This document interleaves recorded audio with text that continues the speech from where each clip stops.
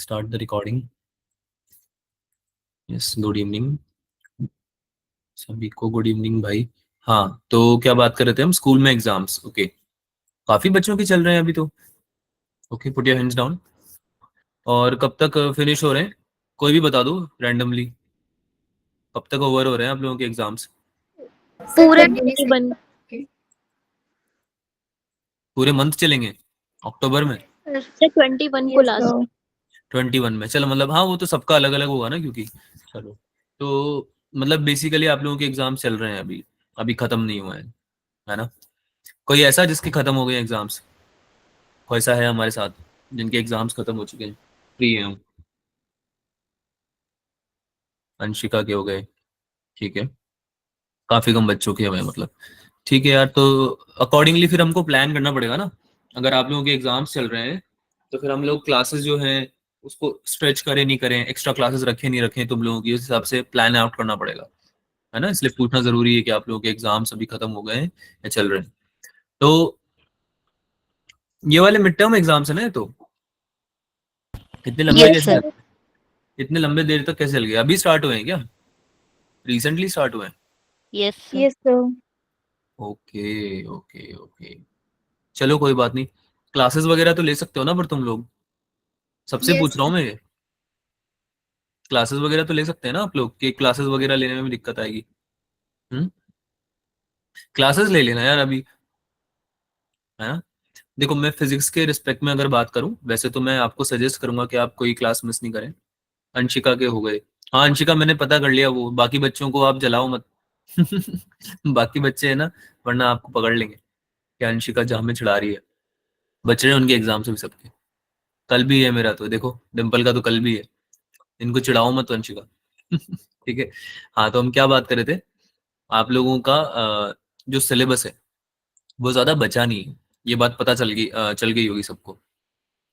अरे पता है ना, ये बात ज्यादा बचा नहीं है आप लोगों का फिजिक्स का सिलेबस, है ना? तो यस सर।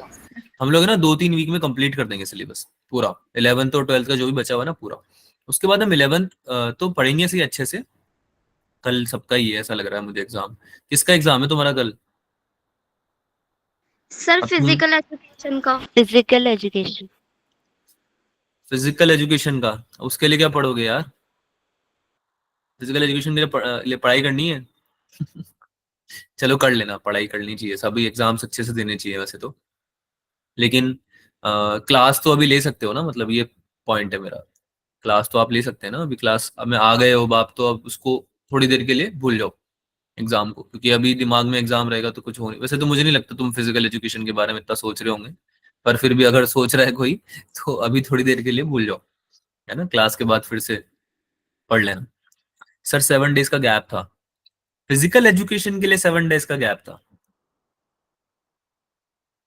ये तो थोड़ी बात समझ में आ नहीं रही मुझे। लगता है तुम्हारा फिजिकल एजुकेशन बहुत ज्यादा मुश्किल है, या फिर फिजिकल एजुकेशन में थोड़ा सा फिजिक्स भी आ रहा है, तो शायद इस वजह से तुम्हें ज्यादा टाइम दे दिया। 1 शॉट वीडियोस, ये देखो, एक तो तुम्हारी जनरेशन, तुम लोगों में एक ये चीज बड़ी वो है कॉमन। सर 1 शॉट वीडियो देखेंगे और सिलेबस खत्म कर देंगे, है ना? 1 शॉट वीडियो से सिलेबस खत्म हो जाते हैं ऐसे आराम से। क्यों करा रहे हैं हम इतनी क्लासेस, है ना? पूरे साल क्यों पढ़ाई करते हैं हम? 1 शॉट वीडियोस देखते हैं, बढ़िया मस्त, है ना? सारे टॉपिक्स एक एक दिन में खत्म कर देंगे, 1 महीने में सिलेबस खत्म, है ना? अगले महीने नीट दिलवा लो सर, परसों हम डॉक्टर बन के निकल जाएंगे, है ना? 1 साल बाद आप मिलोगे, आपका इलाज कर देंगे सर। है ना बच्चों? थोड़ा है ना, ये 1 शॉट वीडियोस पे कम रिलाय किया करो। ये पता है कब होते हैं? जब हम बिल्कुल एग्जाम देने की वर्ज पे आ गए हैं और फिर हमारे पास अभी टाइम नहीं बचा है, तो फिर आप मतलब ऐसी चीजें देख सकते हो जो कि आपको जल्दी रिवीजन करने में हेल्प करे, है ना? Then that is helpful. But आपको फोकस इस चीज पे करना चाहिए, स्पेशली उन सब्जेक्ट्स में जो कि काफी कॉन्सेप्चुअल है, लेंदी है ना? तो उनको तो ऐसे डील मत किया करो, ऐसे टैकल मत किया करो। स्टार्टिंग से पूरा पढ़ो यार। आप लोगों का करियर का सवाल है, this is very important thing, है ना? हाँ, तो हम क्या बात कर रहे थे कि आप लोगों का जो भी एग्जाम का ये सेशन चलेगा, फिजिक्स को तो 1 शॉट में भी 4 से 7 आवर्स लगते हैं। 4 से 7 घंटे में भी नहीं होगा बेटा।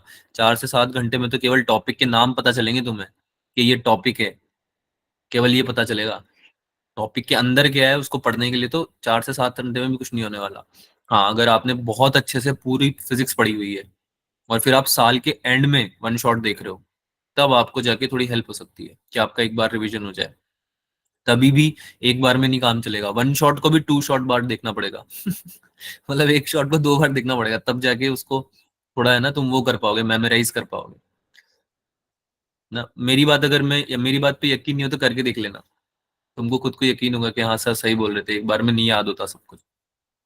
हाँ, तो हम क्या बात कर रहे थे कि आपके 2-3 वीक में सिलेबस कंप्लीट हो जाएगा। अभी हम बहुत टाइम बाद क्लास कर रहे हैं ना स्टार्ट, 1 वीक, आज 8-10 दिन हो गए हैं, तो थोड़ी इसलिए बात कर रहे हैं, ठीक है। तो कोई बच्चे को अगर ऐसा लग रहा हो कि सर लगता है पढ़ाने वढ़ाने में इंटरेस्टेड नहीं है, तो उसको बता रहा हूँ मैं ये कि अभी थोड़ा डिस्कशन कर रहे हैं, प्लानिंग कर रहे हैं, पढ़ेंगे आज हम, है ना। ऐसा मत सोचना पढ़ाई नहीं होगी आज, ठीक है। तो कोई बच्चा अगर क्लास से निकलने के चक्कर में है तो उसको बता देता हूँ पढ़ाई होगी आज, इलेक्ट्रोमैग्नेटिक वेव्स पढ़ेंगे इनफैक्ट आज हम। पोलराइजेशन तो पढ़ लिया ना तुम लोगों ने, कितनी बार पढ़ोगे पोलराइजेशन? बट जब पोलराइजेशन पढ़ तो लिया तुमने।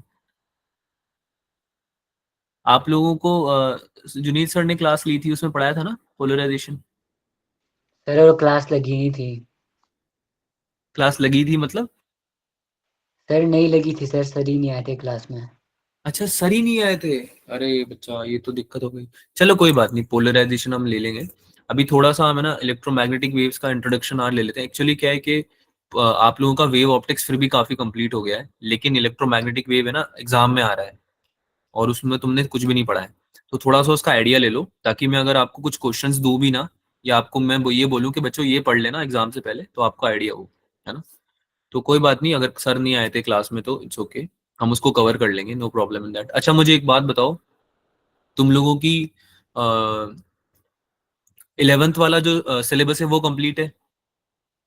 11th में किसी को कोई डाउट है, कोई ऐसा टॉपिक जो बचा हुआ है आप लोगों का, जो आपको लग रहा है कि सर ये वाला चीज हम फिर से पढ़ सकते थे, या ये वाले टॉपिक में हमें दिक्कत है? मेजर टेस्ट के रिस्पेक्ट में पूछ रहा हूँ मैं, जो आप लोगों का मेजर टेस्ट होगा उसका जो सिलेबस है।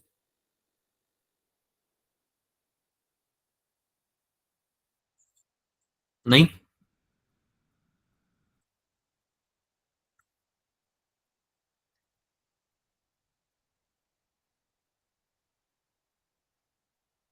अच्छा, किसी ने सिलेबस देखा है? स्नेह मैम पूछ रहे हैं आप लोगों से कुछ, किसी ने सिलेबस देखा भी है? हम्म। पता यस चला मैम। हमने सिलेबस ही नहीं देखा है, देखा है। कौन कौन से टॉपिक आ रहे हैं, चलो कौन हैंड रेज करके बताओ, कौन बताएगा। हाथ ऊपर करें अपना और बताएं कि सर हम बताएंगे, हम आपको सिलेबस बताएंगे। कौन है ऐसा जाबाज खिलाड़ी? No one. यार ये B8 वाले बोलते हैं कि सर B9 वाले बच्चों से ज्यादा तो तेज हम हैं, तो उनको सही प्रूव करना चाहते हो क्या? थोड़ा एक्टिव हो जाओ क्लास में। हाँ, ये हुई ना बात, देखो। मुस्कान, बताइए आप। मुस्कान। Sir, gravitation. Okay. Sir, gravitation, elasticity and viscosity, fluid mechanics and hmm. surface tension, और 12th हम्म। क्लास से electricity, current electricity, capacitance, geometrical optics, wave optics, EMI, EM waves and AC. हाँ ठीक है, 12th का तो मैं नहीं पूछ रहा हूँ, 12th का तो तुम्हें पता होगा, ठीक है। लेकिन 11th का तुम्हें पता है ना पूरा सिलेबस जो आने वाला है ना। 11th का हमें आइडिया है पूरा कि क्या आने वाला है। तो 11th में पूछ रहा हूँ मैं स्पेसिफिकली आपको, सिंस आपका 11th कंप्लीट हो चुका है, किसी को कोई डाउट तो नहीं है किसी टॉपिक में?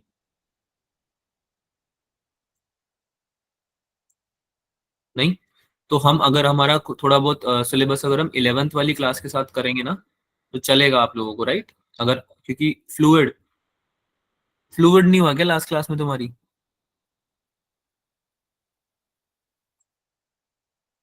अच्छा, फ्लूइड के कुछ No, sir. क्वेश्चंस रह गए थे, फ्लूइड के कुछ क्वेश्चंस रह गए थे, फ्लूइड के बारे में हमने ज्यादा डिटेल में बात नहीं करी है, राइट।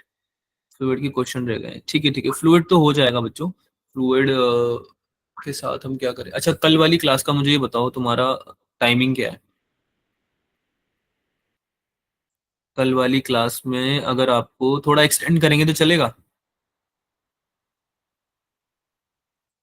कल वाली क्लास एक्सटेंड करेंगे तो चलेगा? या तुम मुझे ये बताओ, एक्स्ट्रा क्लास में आ सकते हो?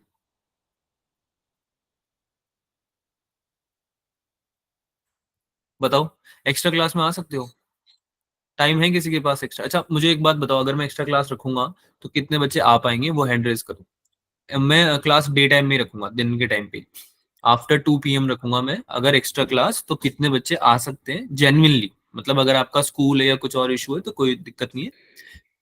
अगर आप आ सकते हैं तो आप हाथ ऊपर करेंगे, अगर आप नहीं आ सकते हैं तो हाथ ऊपर नहीं करेंगे। ठीक है, सिलेबस कवरेज के लिए अगर हम एक्स्ट्रा क्लास रखते हैं तो कितने बच्चे आ पाएंगे ये आप बताएं। ठीक है, okay.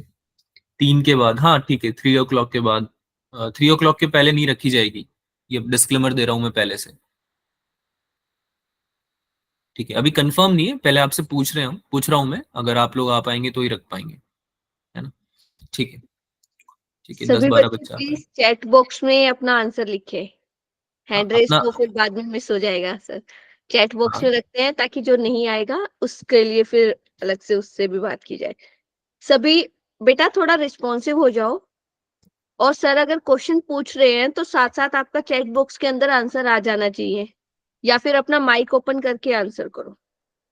This is not the right way कि सर को बार बार बोलना पड़ रहा है कि आप करो करो, बताओ बताओ बताओ, है ना?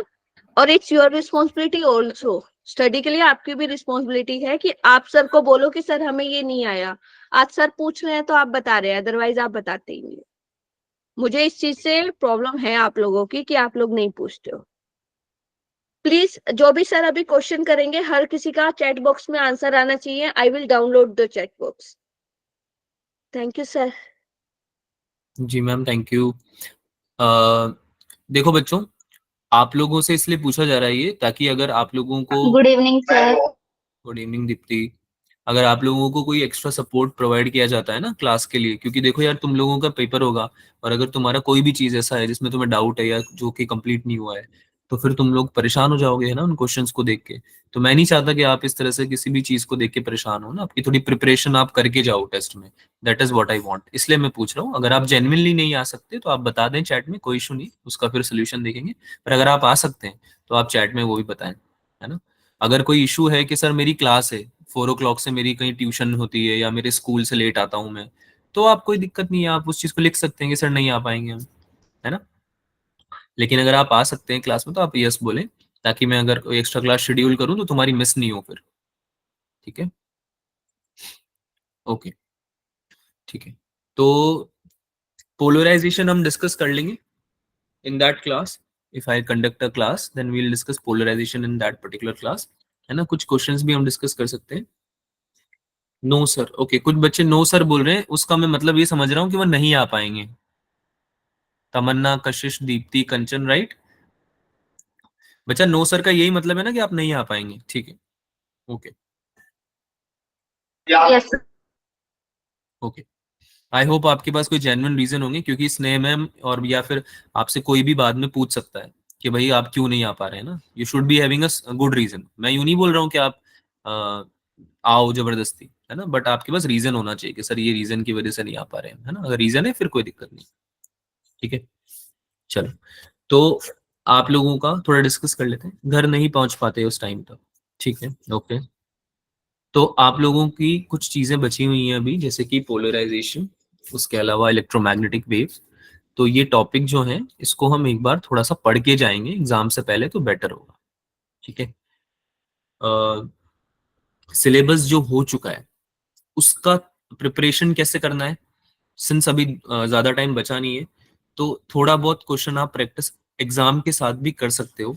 ऐसा मैं यूं नहीं बोल रहा हूँ कि आप अपने एग्जाम की प्रिपरेशन मत करो, लेकिन आप एग्जाम के साथ भी प्रिपेयर कर सकते हो, है ना? तो मैं उतना ही काम दूंगा आपको जितना आप कर पाओगे एग्जाम्स के साथ में। लेकिन जो क्वेश्चंस मैं दूंगा ना, उनको सॉल्व जरूर करना है।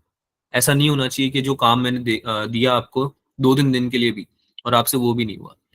फोन नहीं होता उस टाइम पे, ठीक है दीप्ति, जो भी इशू है दैट्स फाइन।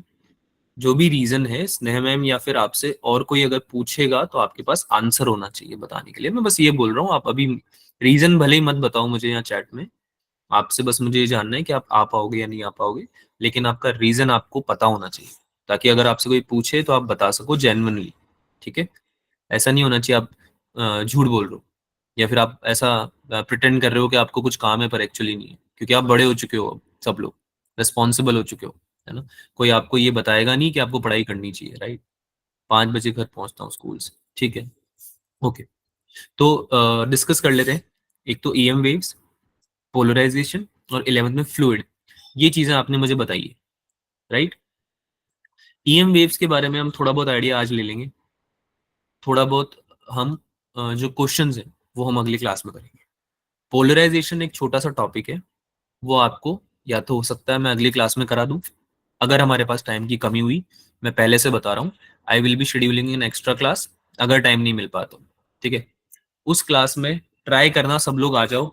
अगर नहीं आ पाए, इन केस क्लास लगती है तो, अगर नहीं आ पाए तो नोट जरूर पढ़ लेना, सिंस आज तुम सारे प्रेजेंट हो इसलिए मैं अभी बता रहा हूँ, ठीक है। कि जो नोट्स होंगे जो मैं आपके ग्रुप में भी शेयर करूंगा उनको जरूर रिवाइज करके जाना पेपर देने से पहले। अदरवाइज पेपर में अगर क्वेश्चन आए तो परेशान हो सकते है ना। अगर पढ़ के जाओगे तो फिर टैकल कर लोगे, इतने डिफिकल्ट क्वेश्चन नहीं आएंगे। कूल। अब मुझे ये बताओ, I am opening this session for 5 minutes, ताकि आप अपनी प्रॉब्लम मुझे शेयर कर सको। सिंस हम आज 8-10 दिन बाद मिल रहे हैं, तो मैं नहीं चाहता कि आज तुम्हें एकदम से बहुत सारा पढ़ा दूं, ठीक है। तो बहुत ज्यादा गैप आ गया है 8-10 दिन का, तो इसलिए मैं तुमसे जानना चाह रहा हूँ, अगर कुछ डिस्कस करना है, कुछ प्रॉब्लम है, कोई डाउट है, कोई इशू है या कोई टॉपिक है, ठीक है, तो आप मुझसे पूछ सकते हो। अगर पढ़ाई की प्लानिंग के रिलेटेड भी कोई सवाल है तो आप पूछ सकते हो। 5 मिनट के लिए मैं चुप रहूंगा, आप अपना डाउट चैट में लिख सकते हो, है ना। और अगर चैट में लिखने के लिए बड़ा है डाउट तो आप हैंड रेज कर सकते हो, ठीक है। ओके,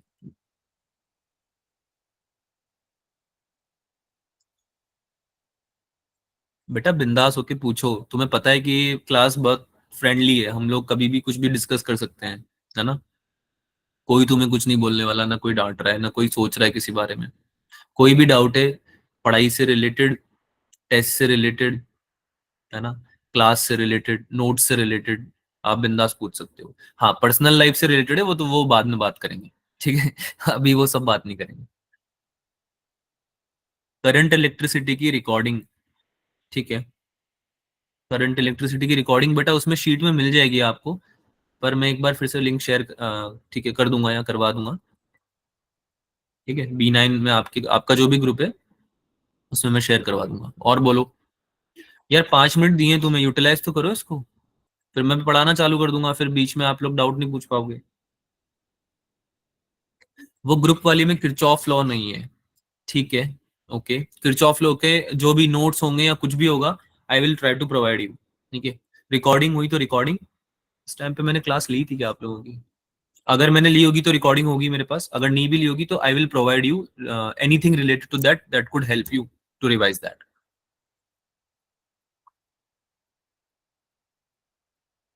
सर 11th क्लास की क्लासेस में की रिकॉर्डिंग चाहिए सारे चैप्टर्स की, सारे चैप्टर्स की है तो सही रिकॉर्डिंग। और सारे चैप्टर्स अभी आपके हुए भी नहीं है ना बच्चा सुमेला, सारे चैप्टर्स तो भी हुए नहीं, जो हुए हैं उनकी रिकॉर्डिंग तो आपकी शीट में प्रेजेंट है नहीं। और तुम लोगों के पास लिंक है तो सही, स्नेह मैम इन लोगों के पास लिंक्स है ना, ये 11th क्लास के आप हैं मैं क्लास में मैम, स्नेह मैम यस सर। इन लोगों के पास 11th क्लास जो इनकी सपोर्ट क्लास चलती है साथ में, हाँ उसकी उसका जो वीडियो है, रिकॉर्डिंग्स है, उनकी लिंक्स तो है ना इन लोगों के पास? सर बेसिकली ना एक शीट तो है, बट वो एक्चुअल क्लास ली रिकॉर्डिंग्स ना मेरे को नहीं मिली सर कभी, मैंने मैम वो, ट्राई किया। जी, अवंती लाइव करके है ना जो हमारा चैनल भी, उस पे मिल जाएगा इनको, ठीक है। अवंती लाइव कहाँ? अवंती लाइव करके जो चैनल है ना हमारा, उस पे हाँ मिल जाएगा इन लोगों को, ठीक है। तो आप बता दीजिएगा अगर किसी बच्चे को कोई मतलब नहीं मिलती है तो रिकॉर्डिंग। बच्चों आप लोगों को ही मैं बता रहा हूँ, आप सर लोग, मेरे पास है नहीं चैनल को।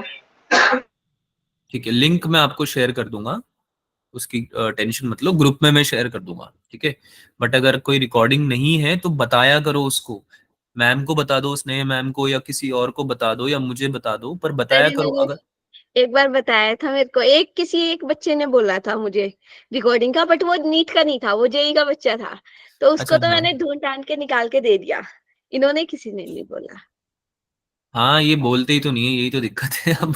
पर अब इन्हें बोलना चालू करना पड़ेगा, सर अब वही एग्जाम ना पास जो कर। यूट्यूब का चैनल है, हाँ, उस पे है रिकॉर्डिंग तुम्हारी, तुम्हें जो मेरे मैंने क्लास पास ली है ना, लिंक उसका। ठीक है यस अच्छा शेयर सर, कर लिंक देना। एक बार चैट रिकॉर्डिंग बॉक्स में डालना बच्चे। चैट बॉक्स में डाल दो उसका लिंक, है ना, जिसके हाँ पास भी एक है। बार दिखाओ जरा। ओके सर, डाल दी हूँ। सर अच्छा उसमें सुनो, एक वो बनाया गया होगा ना पूरा लिस्ट ऑफ वीडियोस जो है, एक ही उसमें एक ही कैटेगरी के अंदर। हाँ मैं इनको डिस्कस कर रहा था अभी कि उसमें ना बहुत भी दूसरे लेक्चर्स हैं, ठीक है। तो तुम कंफ्यूज मत होना कि तुम्हारा लेक्चर तुम्हें मिल नहीं रहा इन केस, या फिर जो आपको चाहिए वो उसमें आपको ढूंढने में दिक्कत आए तो उस केस में मैं ना आपको शीट का लिंक भी शेयर करूंगा, जिसमें कि आपके इंडिविजुअली जो चैप्टर आपने पढ़े हुए हैं 11th के, उनके लेक्चर्स, उनके लिंक्स हैं, ठीक है। तो तुम उसके थ्रू डायरेक्ट यूज करने का ट्राई करना। सर फिर ओके, एक काम करते हैं, इनको ना शीट ही भेजते हैं सर। हाँ वो बात कर लेते हैं एक बार, बाकी टीचर से भी बात कर लेंगे। और आप लोगों को 11th की तो आपकी केमिस्ट्री और बायोलॉजी की भी हो रही होगी क्लासेस, फिर यस सर। उसके लिंक कहाँ से मिले तुम्हें? उसके लिंक हैं तुम्हारे पास? रिकॉर्डिंग्स हैं उसके? नहीं है ना? सर मेरे पास लिंक है, तो मुझे तो रिकॉर्डिंग मिल जाती है। रिकॉर्डिंग तो मिल जाती है, बाकी बच्चों से पूछ रहा हूँ मैं, तुम लोग देखते भी हो? कभी किसी ने देखा भी है रिकॉर्डिंग 11th क्लास जो हुई है? मैं बताता हूँ ना, नहीं देखा तुम लोगों ने। आप में से अधिकतर लोगों ने 11th की एक रिकॉर्डिंग भी नहीं देखी है। अब ऐसे कैसे चलेगा, तुम बताओ। चलो कोई बात नहीं, अभी उस बारे में बात करने का मतलब नहीं है। अभी जो काम की बात है वो सुन लो। 11th क्लास की जितनी भी रिकॉर्डिंग्स हैं, 11th क्लास के जितने भी टॉपिक्स हैं, ठीक है, उसकी रिकॉर्डिंग तुम्हारे साथ शेयर्ड है ऑलरेडी शीट में। अगर नहीं है तो मैं करवा दूंगा, है ना, आज मैं करवा दूंगा, आज या कल में आपके पास रिकॉर्डिंग्स होंगी सारी। वो देखो, उसमें डाउट आता है तो पूछो। अदरवाइज आप लोग क्या कर सकते हो, आप लोग अपनी नोट्स के थ्रू भी रिवाइज कर सकते हो। नोट्स तो है ना सब लोगों के पास? Yes sir. Yes sir. Yes sir. Yes sir. तो नोट्स के थ्रू आप रिवाइज कर सकते हो, ठीक है। और रही बात आप लोगों के जो कुछ टॉपिक्स हैं जो रह गए हैं, उनका कंटेंट मैं आपको प्रोवाइड कर दूंगा। हम ट्राई करेंगे पूरा कवर करने का एग्जाम से पहले। अगर कोई भी टॉपिक फिर भी छूट जाता है तो I will provide you the content, उसके थ्रू आप रिवाइज कर सकते हो, ठीक है। ओके, और किसी को कुछ पूछना है या हम स्टार्ट करें क्लास?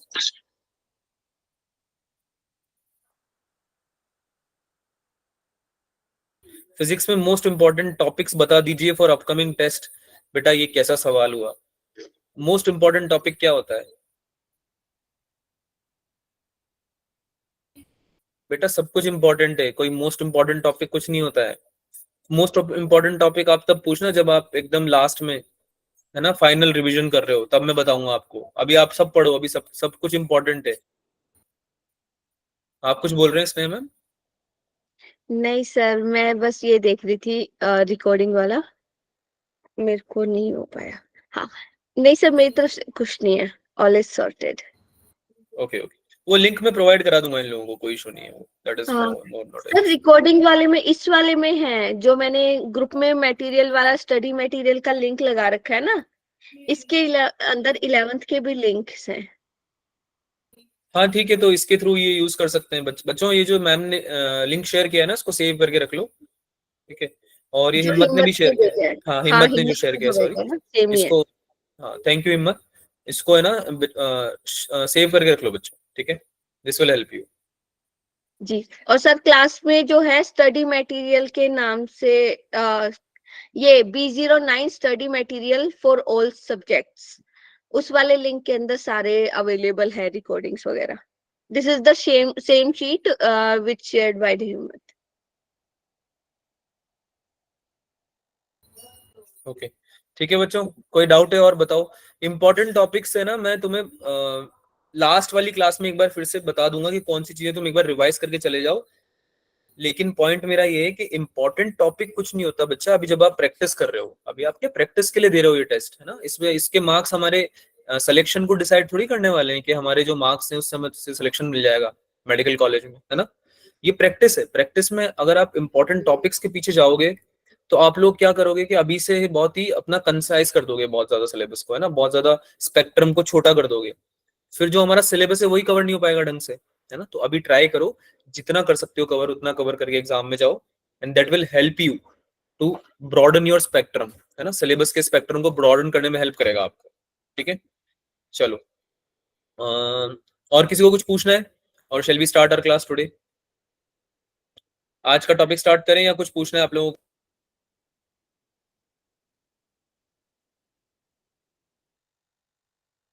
बेटा माइक ऑन करके यस नो भी बोल दो। Yes sir. Yes sir. ठीक है, चलो Yes, स्टार्ट sir. करते हैं फिर। अगर कुछ पूछना हो तो फिर आप चैट में लिख देना, है ना, या फिर आप लोग मुझे इंडिविजुअली भी कांटेक्ट कर सकते हो। ठीक है, ऐसा ऐसा कुछ नहीं है कि हम केवल क्लास में ही बात कर सकते हैं। अगर वो भी इशू आ रहा है किसी भी बच्चे को, तो आप लोग मुझे इंडिविजुअली भी, सर मेरे को पर्सनली टेक्स्ट करो, कोई दिक्कत नहीं है ना, हमेशा अवेलेबल हूँ मैं तुम लोगों के लिए यार।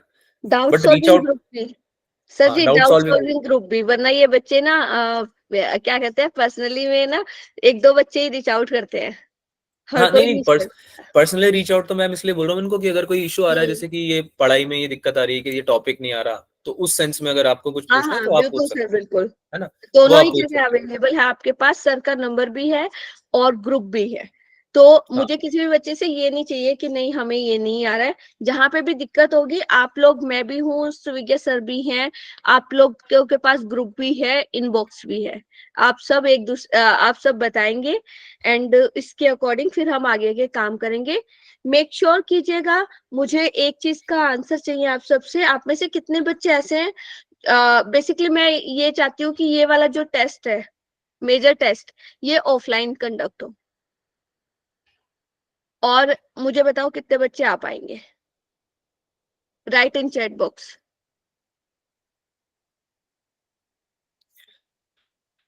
Please right in chat box. इनमें से जो दिल्ली के बच्चे हैं वो आ पाएंगे ना मैम, मेनली तो। हाँ, दिल्ली वालों के लिए ही सर, एचपी हाँ तो नहीं आ पाएंगे, हाँ, दिल्ली तो जो वाले। दिल्ली वाले बच्चे हैं वो लिख दो भाई चैट में, जो बच्चे आ पाएंगे, ठीक है। और बाकी बच्चे जो हैं उनसे मैं पूछ रहा हूँ कि आप लोगों को जो स्क्रीन विजिबल है तो बताना, क्योंकि हम स्टार्ट करते हैं अब क्लास को, ठीक है। हाँ, जो दिल्ली वाले बच्चे हैं वो अपना आंसर जरूर लिखेंगे before you start looking at the screen, ठीक है। 7 को एग्जाम है, नॉट पॉसिबल, अच्छा ठीक है।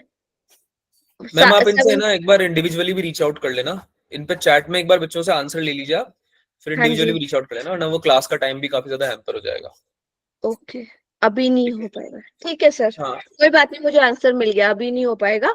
पर हम डिजिटली हम सेम टाइम वही करेंगे, गूगल मीट पर टेस्ट, ठीक है। चलो, थैंक यू।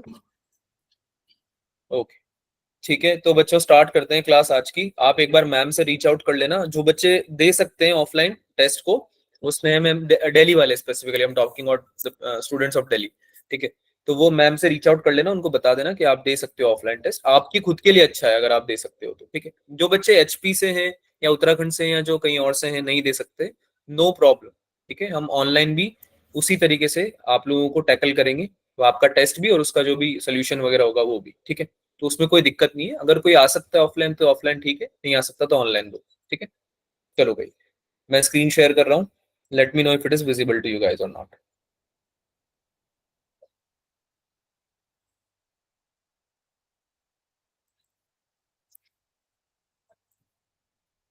विजिबल है सर। ओके, तो बच्चों अभी है ना, थोड़ा सा ईएम वेव्स को समझते हैं, पोलराइजेशन को हम अगली क्लास में ले लेंगे, छोटा सा टॉपिक है, ठीक है। ईएम वेव्स में आप लोगों को देखो ज्यादा कुछ नहीं पढ़ना है और बहुत ज्यादा मार्क्स आ सकते हैं। दोबारा से सुनना, दोबारा बोलता हूँ सेम चीज को, ईएम वेव्स में ज्यादा कुछ नहीं पढ़ना है। हाँ, इतना इजी नहीं है ये, क्योंकि इसमें इलेक्ट्रोमैग्नेटिज्म पूरा इन्वॉल्व होता है ना, इलेक्ट्रोडायनेमिक्स पूरी इन्वॉल्व होती है। तो बेसिकली आपने जो इलेक्ट्रोस्टैटिक्स पढ़ा है, मैग्नेटिज्म पढ़ा है, ईएमआई पढ़ा है, एसी पढ़ा है, सब चीजों के एप्लीकेशन आ जाएंगे इसमें, है ना। इसलिए थोड़ा सा इसको डिफिकल्ट बोल सकते हो आप, लेकिन एक बार जो समझ में आ गया, ये आज की क्लास में पूरी समझाने में ही निकालूंगा। आज जो है हम ज्यादा कुछ कैलकुलेशन वाइज चीजें करेंगे ही नहीं, बिल्कुल आज थ्योरेटिकल क्लास चलाएंगे, ताकि आपको इस टॉपिक से थोड़ा सा क्या हो जाए, कंफर्ट फील होने लगे, है ना। और अगली क्लास में हम इसमें जो क्वेश्चंस हैं इससे रिलेटेड वो सॉल्व करने वाले हैं, ये मैं आपको पहले से बता रहा हूँ। अब इस बात को समझो ध्यान से कि इलेक्ट्रोमैग्नेटिक वेव एक छोटा सा टॉपिक है लेकिन बहुत इंपॉर्टेंट टॉपिक है। पिछले अगर 6-7 सालों में मैं बात करूं तो ओवर 15 क्वेश्चंस आए हैं इस टॉपिक से, यहाँ पे तुम लोगों के लिए मेंशन भी किया है। ये 4 to 6 to 8 9 10 पिछले 4-5 सालों में 9 से 10 क्वेश्चंस आए, है ना। और अगर इसके पहले भी देखें तो हम 4-4 5-5 क्वेश्चंस आते थे इससे। इसके पहले ईयर्स को भी अगर हम एनालाइज करें तो इससे 4-4 5-5 क्वेश्चंस आते थे। ठीक है। तो इलेक्ट्रोमैग्नेटिक वेव एक ऐसा टॉपिक है जिससे कभी भी जो आपका एनटीए है वो कभी भी क्वेश्चन पूछ सकता है, और काफी पूछ सकता है। तो इस टॉपिक को कवर करके ही आगे जाना, ऐसा आपको लगेगा, मैं पहले से बता रहा हूँ टॉपिक के स्टार्टिंग में, कैसा आपको लगेगा कि टॉपिक हम छोड़ दें तो क्या दिक्कत है सर, है ना, क्योंकि ये टॉपिक में काफी सारे चैप्टर्स इन्वॉल्व होते हैं, पूरा इलेक्ट्रोमैग्नेटिज्म इन्वॉल्व होता है, एसी ईएमआई सब इन्वॉल्व होता है।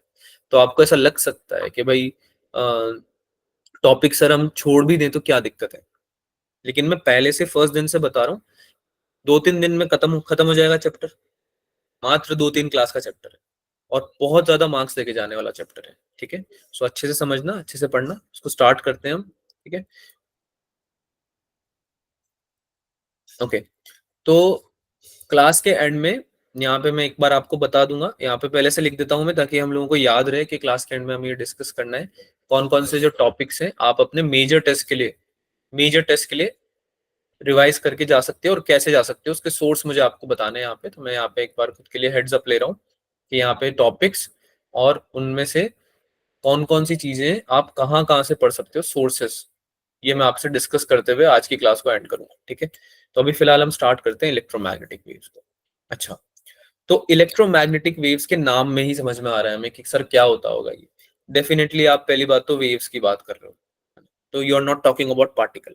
अब आप वेव पे आ चुके हो, क्योंकि आपने अभी थोड़ी देर पहले, कुछ दिन पहले वेव ऑप्टिक्स भी पढ़ाई थी हम, है ना, तो हमें समझ में आने लगा है कि वेव क्या होती है। 11th में तो थोड़ा बहुत पढ़ा ही था हमने, है ना, वेव क्या होती है, कि एक जगह से दूसरी जगह पे अगर आप ट्रांसफर कर रहे हो एनर्जी और मोमेंटम को विदाउट ट्रांसफरिंग द मैटर, तो आप वेव का इस्तेमाल कर रहे हो। अब आप पार्टिकल की बातें करना बंद कर चुके हो सर हमसे, अब आप वेव्स की बातें करना चालू कर चुके हो, है ना। रही बात इलेक्ट्रोमैग्नेटिक की, तो ये भी बहुत इजी है समझना कि सर आप डेफिनेटली आप बात कर रहे हो इलेक्ट्रिक फील्ड की, और आप बात कर रहे हो मैग्नेटिक फील्ड की, और सर हमने दोनों ही पढ़ लिए, इलेक्ट्रिक फील्ड भी हम पढ़ के आ चुके हैं, मैग्नेटिक फील्ड भी हम पढ़ के आ चुके हैं। तो अब हम पूरी तरह से तैयार हैं कि हम इलेक्ट्रोमैग्नेटिक वेव को समझ सकें। सही बात है। इलेक्ट्रोमैग्नेटिक वेव्स होती क्या है, इससे स्टार्ट करते हैं। इलेक्ट्रोमैग्नेटिक रेडिएशंस बनती हैं इलेक्ट्रोमैग्नेटिक वेव से। रेडिएशंस क्या होती हैं सब आप जानते ही हो, लेकिन इलेक्ट्रोमैग्नेटिक वेव्स क्या होती हैं ये आप नहीं जानते। तो इलेक्ट्रोमैग्नेटिक वेव्स क्या होती हैं?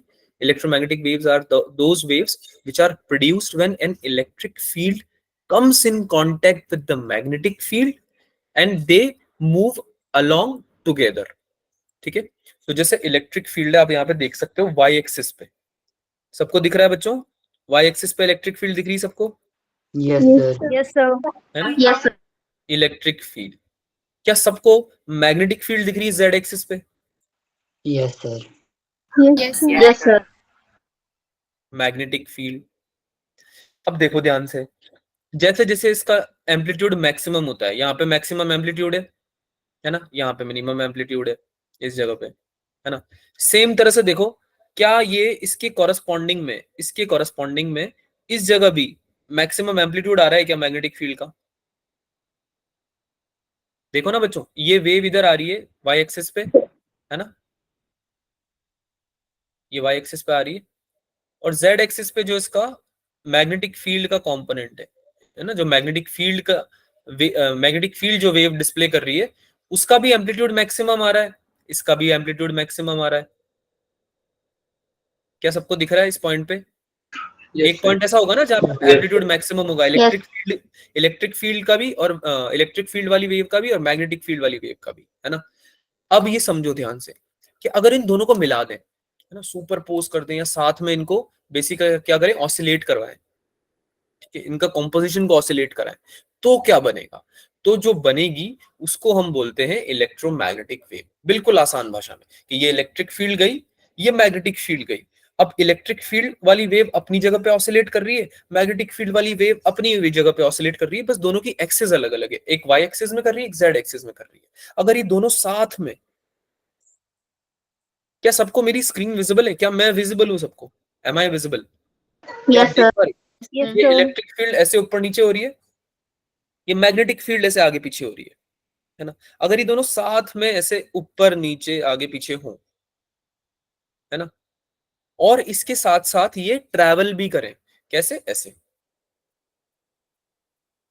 ऐसे आगे गए, है ना, तुम्हारी तरफ जा रहे, अगर हम ऐसे देखें साइड से तो ये देखो ऐसे ऊपर गई, है ना, ऊपर गई आगे पीछे हुई और ऐसे आगे भी जा रही है, आगे भी जा रही है, आगे भी जा रही है ना, ऐसे आगे जा रही है साथ में। यानी कि वाई एक्सिस पे तो ट्रैवल कर रही है इलेक्ट्रिक फील्ड वाली वेव, जेड एक्सिस पे जा रही है मैग्नेटिक फील्ड, और एक्स एक्सिस पे दोनों के कॉम्पोजिशन का क्या हो रहा है, मूवमेंट हो रहा है। क्या ये बात समझ में आई सबको? Yes, sir. Yes sir. है ना?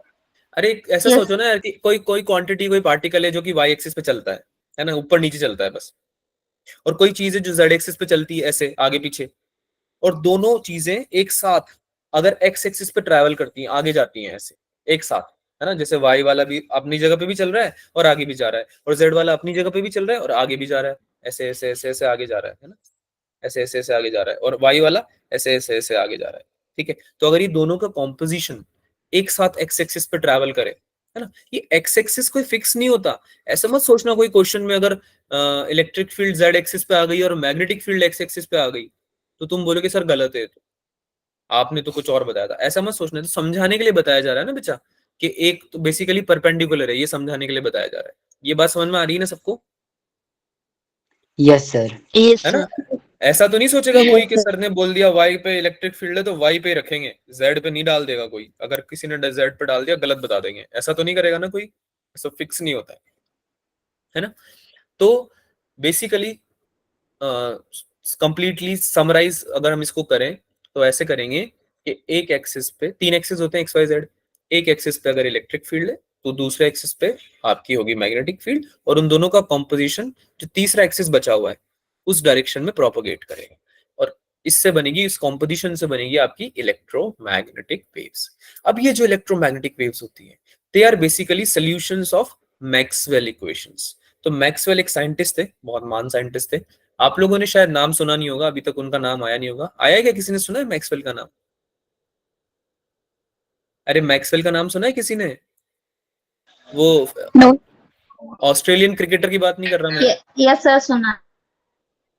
ऑस्ट्रेलियन क्रिकेटर की बात नहीं कर रहा हूँ मैं, पहले ही बता रहा हूँ। नहीं, ऑस्ट्रेलिया क्रिकेटर नहीं है, मैक्सवेल साइंटिस्ट है। हाँ फिर ठीक है ना, कंफ्यूज नहीं करना, ठीक है। तो जो मैक्सवेल साइंटिस्ट थे, जेम्स क्लर्क मैक्सवेल, बहुत बड़े साइंटिस्ट थे, है ना। उन्होंने इतनी बड़ी चीज के बारे में बताया हमें कि जो पुरानी हमारे जितने भी कॉन्सेप्ट्स थे वो सब क्या हो गए, एकदम फ्रीज आउट हो गए, सब गलत हो गए।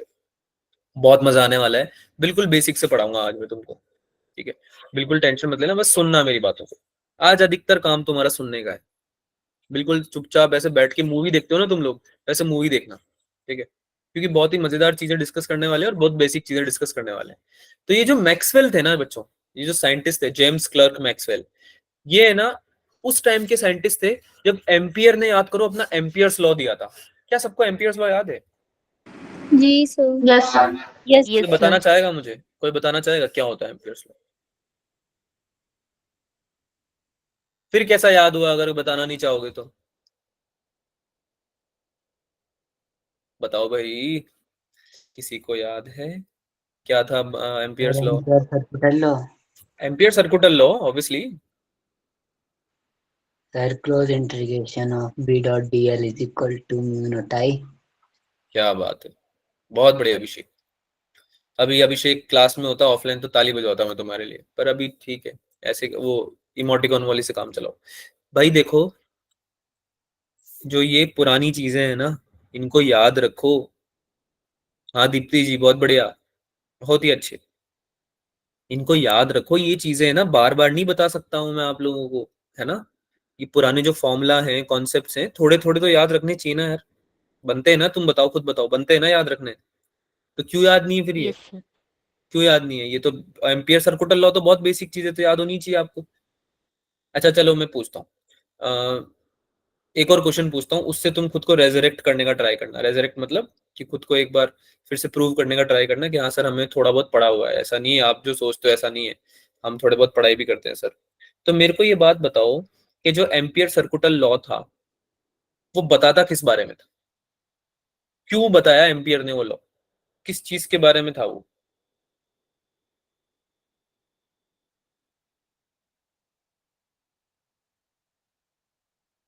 अरे क्या जानने के लिए एम्पियर सर्कुलर लॉ पढ़ा था बच्चों? अब देखो कितना बेसिक क्वेश्चन है ये।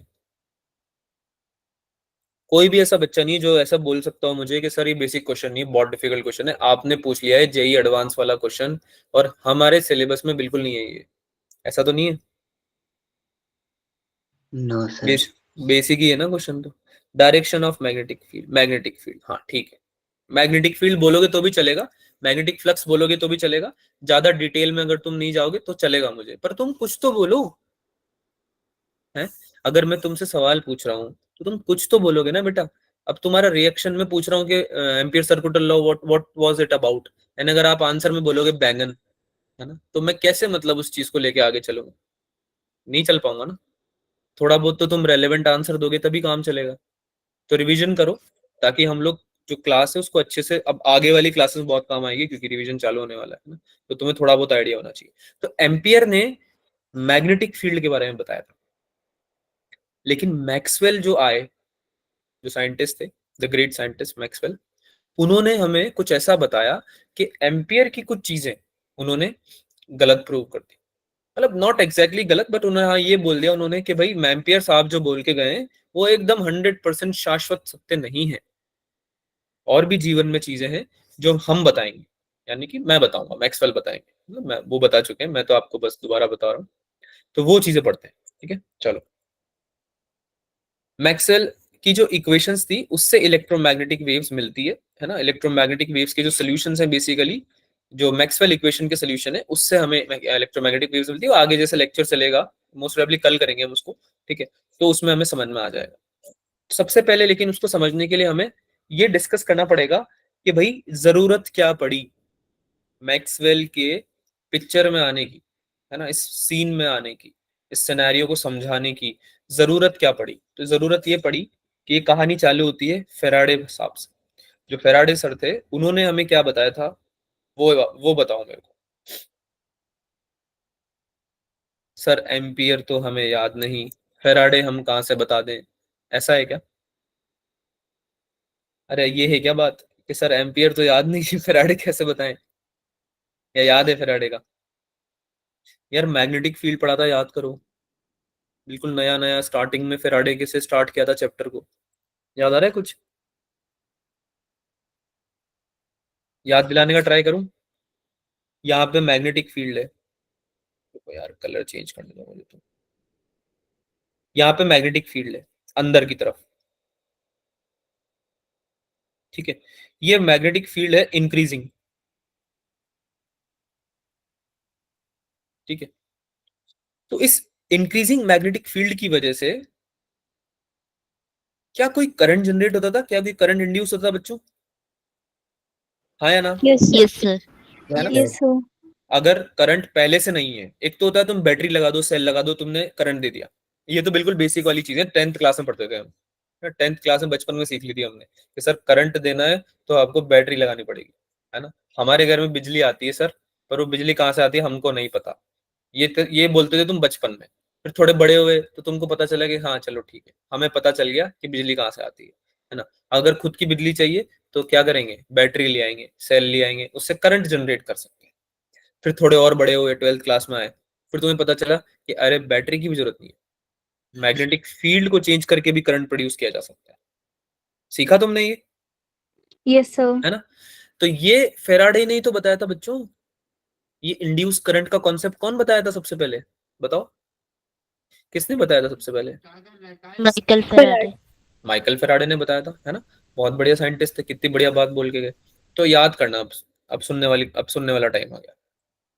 माइकल फेराडे ने हमें बताया कि ये करंट, अच्छा, अंदर की तरफ करंट मैग्नेटिक फील्ड है अगर, और इंक्रीजिंग मैग्नेटिक फील्ड है, यानी अंदर की तरफ बढ़े जा रही है, बढ़े जा रही है, तो मैग्नेटिक फ्लक्स भी बढ़ता जाएगा क्या इसका, इस पोर्शन का? Yes, sir. इस पोर्शन का यस सर। मैग्नेटिक फ्लक्स ही बढ़ता जाएगा ना, मैग्नेटिक फील्ड लाइन ज्यादा जा रही है तो। अगर मैग्नेटिक फील्ड लाइंस ही तो डिफाइन करती है मैग्नेटिक फ्लक्स को, अगर मैग्नेटिक फील्ड लाइंस बढ़ेंगी मैग्नेटिक फ्लक्स बढ़ेगा। अगर मैग्नेटिक फ्लक्स बढ़ेगा तो इंड्यूस करंट जनरेट होने लगेगा। क्या इंड्यूस करंट की डायरेक्शन बता सकते हो क्या? क्या इंड्यूस करंट की डायरेक्शन बता सकते हो क्या? एक स्फेरिकल या सर्कुलर आपका एक शेप है, उसमें अगर मैग्नेटिक फील्ड जा रही है अंदर की तरफ, तो आप क्या इसमें इंड्यूस करंट की डायरेक्शन नहीं बता सकते? भूल गए हो क्या?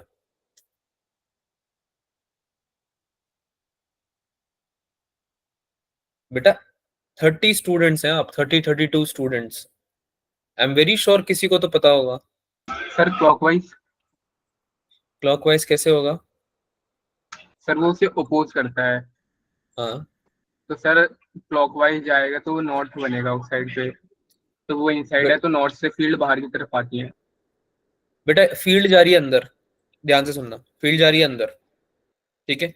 अगर आप क्लॉकवाइज करंट लेते हो तो आप राइट हैंड थंब रूल लगाओगे इसमें, राइट हैंड थंब रूल लगाओगे तो क्लॉकवाइज करंट की वजह से जो मैग्नेटिक फील्ड आपका थंब बताता है, तो मैग्नेटिक फील्ड अंदर की तरफ दिखा रहा है या बाहर की तरफ दिखा रहा है ये क्लॉकवाइज करंट के लिए? करके देखो, राइट हैंड थंब रूल लगाओ, ये कर्ल करो, सर अंदर की तरफ। अंदर की तरफ दिखा रहा है, तो मैग्नेटिक फील्ड ऑलरेडी अंदर की तरफ बढ़ रही है या कम हो रही है? बढ़ रही है। बढ़ रही तो है। बढ़ रही है ना। तो फेराडे ने तो क्या बोला था? फेराडे ने तो ये बोला था ना कि जो करंट इंड्यूस होगा वो इस तरह से होगा कि जो चेंज है उसको अपोज करे। क्या ये बात याद आ रही है? Yes sir. The induced current in the conductor will come such as it will change, it will oppose the change in magnetic flux, right? जो मैग्नेटिक फ्लक्स चेंज हो रहा है या मैग्नेटिक फील्ड चेंज हो रही है, चेंज हो रही है, इंक्रीज या डिक्रीज वर्ड यूज नहीं किया था उन्होंने, उन्होंने बोला था चेंज जो हो रही है उसके अपोजिशन में आपका इंड्यूस करंट आएगा। और क्यों आता था ये? कंजर्वेशन ऑफ एनर्जी की वजह से। क्या याद आ रहा है? थोड़ा थोड़ा धुंधला धुंधला याद आ रहा है? यस है ना, सर। ताकि एनर्जी कंजर्व रहे हमारी, है ना, इसलिए वजह से इंड्यूस करंट आता था। तो भाई अब तुम मुझे बता सकते हो देख के कि सर ये अंदर की तरफ बढ़े जा रही है, बढ़े जा रही है, तो आपको बाहर की तरफ मैग्नेटिक फील्ड चाहिए सर। कोई एक समझदार बालक खड़ा हुआ, बालक या बालिका, और उन्होंने मुझे क्या बताया कि सर ये जो इंक्रीजिंग मैग्नेटिक फील्ड है अंदर की तरफ, आपको पता है क्या चाहिए? आपको चाहिए ऐसी मैग्नेटिक फील्ड जो कि बाहर की तरफ हो, राइट? अरे कहाँ हो? बाहर की तरफ, है ना। तो बाहर वाली मैग्नेटिक फील्ड कैसे बनती है? एंटी क्लॉकवाइज डायरेक्शन में इंड्यूस करंट आएगा तब बनेगी क्या? Yes sir. Yes sir. इधर की तरफ आना चाहिए ना, anti clockwise, yes sir. Yes sir. है ना। ये आया तुम्हारा इंड्यूस्ड करंट, ठीक है। तो यहां तक हमारे फेराडे साहब ने हमें बेसिक चीजें बताई थी बाय फेराडेज लॉ। अब देखो यहाँ रुकना नहीं है, ये तो चीजें बिल्कुल बेसिक है, यहां से थोड़ा बहुत समझेंगे तभी तो आगे बढ़ेंगे। Current will start flowing, conductor में करंट विल स्टार्ट फ्लोइंग।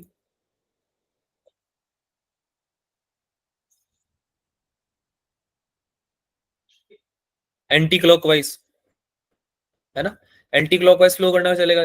अच्छा, अब मुझे एक बात बताओ, अगर करंट जा रहा है एंटी क्लॉकवाइज, तो इलेक्ट्रॉन के ऊपर अगर मैं डिस्कस करना चाहूं कि जो इलेक्ट्रॉन है उसके साथ क्या हो रहा होगा, तो क्या वो इसके अपोजिट जाएगा क्या बच्चों? यस एक सर। इलेक्ट्रॉन ऐसे क्लॉकवाइज जाने लगेंगे क्या करंट इलेक्ट्रॉन? जी सर। यार ये तो तुमने Yes, पढ़ा हुआ है sir. ना, ये तो पढ़ा हुआ है ना, इस पे मना मत करना, है ना, कि सर इलेक्ट्रॉन अगर करंट आपका जा रहा है क्लॉक एंटी क्लॉकवाइज, तो आपका इलेक्ट्रॉन जाने लगेगा क्लॉकवाइज। ये पढ़ा हुआ है, इसको भी लिख लेते हैं, electron will move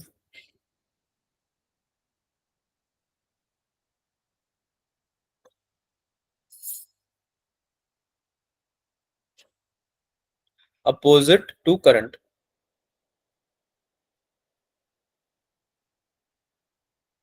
that is clockwise. ठीक है, ये CW और ACW का मतलब तो पता है ना तुम्हें?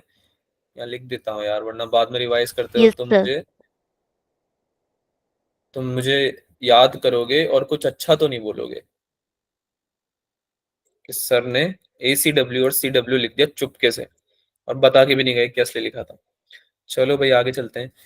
अब समझने वाली बात, मैग्नेटिक फील्ड इलेक्ट्रॉन को तो मूव नहीं कर सकती अगर कोई इलेक्ट्रॉन रेस्ट पे बैठा हुआ है। ध्यान से सुनना मेरी बात को, अगर कोई इलेक्ट्रॉन रेस्ट पे बैठा हुआ है, अभी करंट इंड्यूस करंट फ्लो होना चालू नहीं हुआ, इंड्यूस करंट फ्लो कब होना चालू करेगा? जब इलेक्ट्रॉन मूव करेगा। अरे यार पढ़ा हुआ है ना, तो इलेक्ट्रॉन मूव करते हैं, जी उनके सर, अपोजिट डायरेक्शन जी में सर। करंट बनने लगता है ना। तो मैग्नेटिक फील्ड दी थी हमने इनिशियली तो, अरे जो कंडक्टर है उसको मैग्नेटिक फील्ड दी थी ना इनिशियली, तो जी अंदर की सर। तरफ मैग्नेटिक फील्ड देते गए Yes, देते sir. गए देते गए। मैग्नेटिक फील्ड तो करता था इलेक्ट्रॉन को मूव। क्यों? याद करो मैग्नेटिक फोर्स की वैल्यू, क्या सर मैग्नेटिक फोर्स की वैल्यू पता है? थीटा 0 हो जाता है। हाँ, क्यू वी बी या क्यू वी क्रॉस बी या q v B sine theta, ये होता था जी मैग्नेटिक सर। फील्ड। तो मैग्नेटिक जी फील्ड का सर। फोर्स तो सॉरी, है ना, ये तो जीरो हो जाएगा। क्यों? क्योंकि वेलोसिटी तो जीरो है। अरे कोई रेस्ट पे है, अगर कोई रेस्ट पे है इलेक्ट्रॉन, तो वो तो मूव कर नहीं रहा ना, चार्ज तो, वो चार्ज तो मूव कर नहीं रहा, तो मैग्नेटिक फोर्स थोड़ी लग रहा है, या मैग्नेटिक फील्ड थोड़ी लग रही है आपकी, जी सर। है ना, मैग्नेटिक फील्ड थोड़ी लग रही है। B equals to q v B sine theta, तो मैग्नेटिक फोर्स जो था वो तो जीरो हो जाएगा यहाँ पे, है ना। तो यानी कि इलेक्ट्रॉन को मैग्नेटिक फील्ड तो मूव नहीं करा रही, ये बात तो पक्की बात है कि इलेक्ट्रॉन को मैग्नेटिक फील्ड तो मूव नहीं करा रही, तो कौन करा रहा? सर अभी भी तुमने पढ़ा था, इलेक्ट्रिक फील्ड। याद करो, याद करो, कंडक्टर में क्या हो रहा था, इलेक्ट्रिक फील्ड भी बन रही थी क्या, चार्जेस के सेपरेशन की वजह से।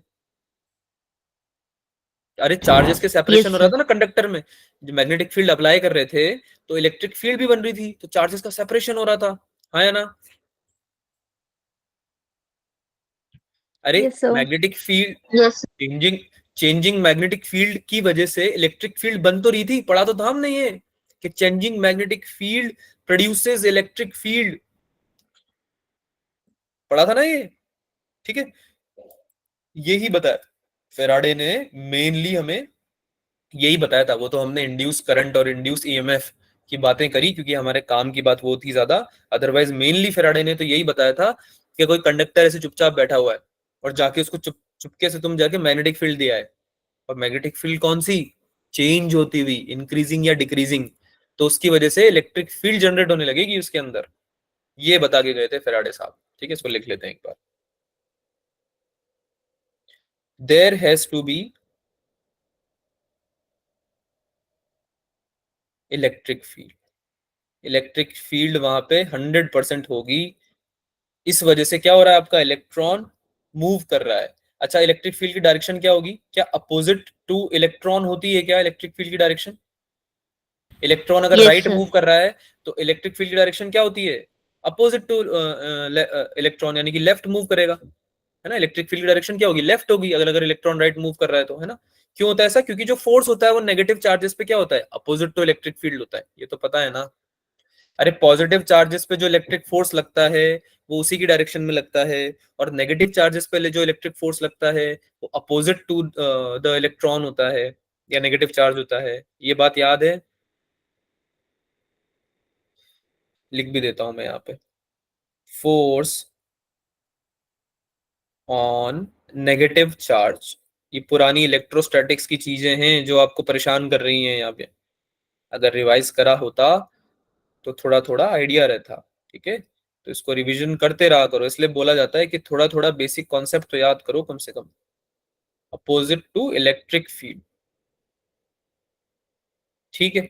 तो बेसिकली सर इतनी सारी बातों में आपने जो बोला उसमें हमें हमें क्या समझ में आया कि इलेक्ट्रॉन अगर जा रहा है दाएं तो इलेक्ट्रिक फील्ड जाएगी बाएं, सही बात है। अरे दाएं बाएं मतलब राइट लेफ्ट यार, समझ में आई? Yes sir. ठीक, ठीक। तो सर इलेक्ट्रिक फील्ड की डायरेक्शन आप बना दीजिए, चुपके से बनाइए सर, हमें बताना मत, पर बना दो। कौन सा कलर यूज करें, टिपी टिपी टॉप?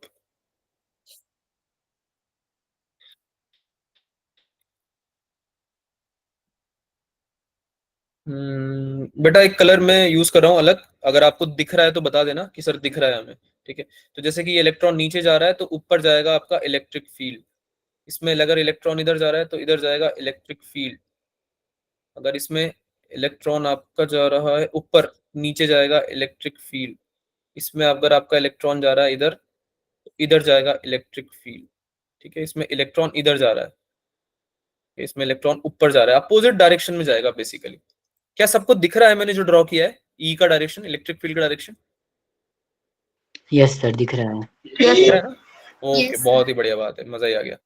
तो भाई इलेक्ट्रिक फील्ड, क्या सबको ये दिख रहा है कि थोड़ा ये सर्कुलर शेप में, है ना, चारों तरफ से इलेक्ट्रिक फील्ड बेसिकली अपनी डायरेक्शन बना रहा है ना। क्योंकि ये तुम्हें दिख रहा है कि इलेक्ट्रॉन, मैंने 4 इलेक्ट्रॉन बनाए, लेकिन 4 थोड़ी होंगे, तुम सब समझदार हो, तुम्हें पता है पूरे कंडक्टर में होते हैं तो, है ना। तो हर एक इलेक्ट्रॉन का एक कॉन्जुगेट होगा बेसिकली, और वो अपोजिट डायरेक्शन में इलेक्ट्रिक फील्ड अप्लाई कर रहा होगा ना, इलेक्ट्रिक फील्ड जनरेट हो रही होगी बेसिकली अपोजिट डायरेक्शन, है ना। तो ये बात हमें समझ में आ गई है, ठीक है। तो इससे हमने प्रूव कर दिया भाई, यहाँ पे लिख देते हैं, चेंजिंग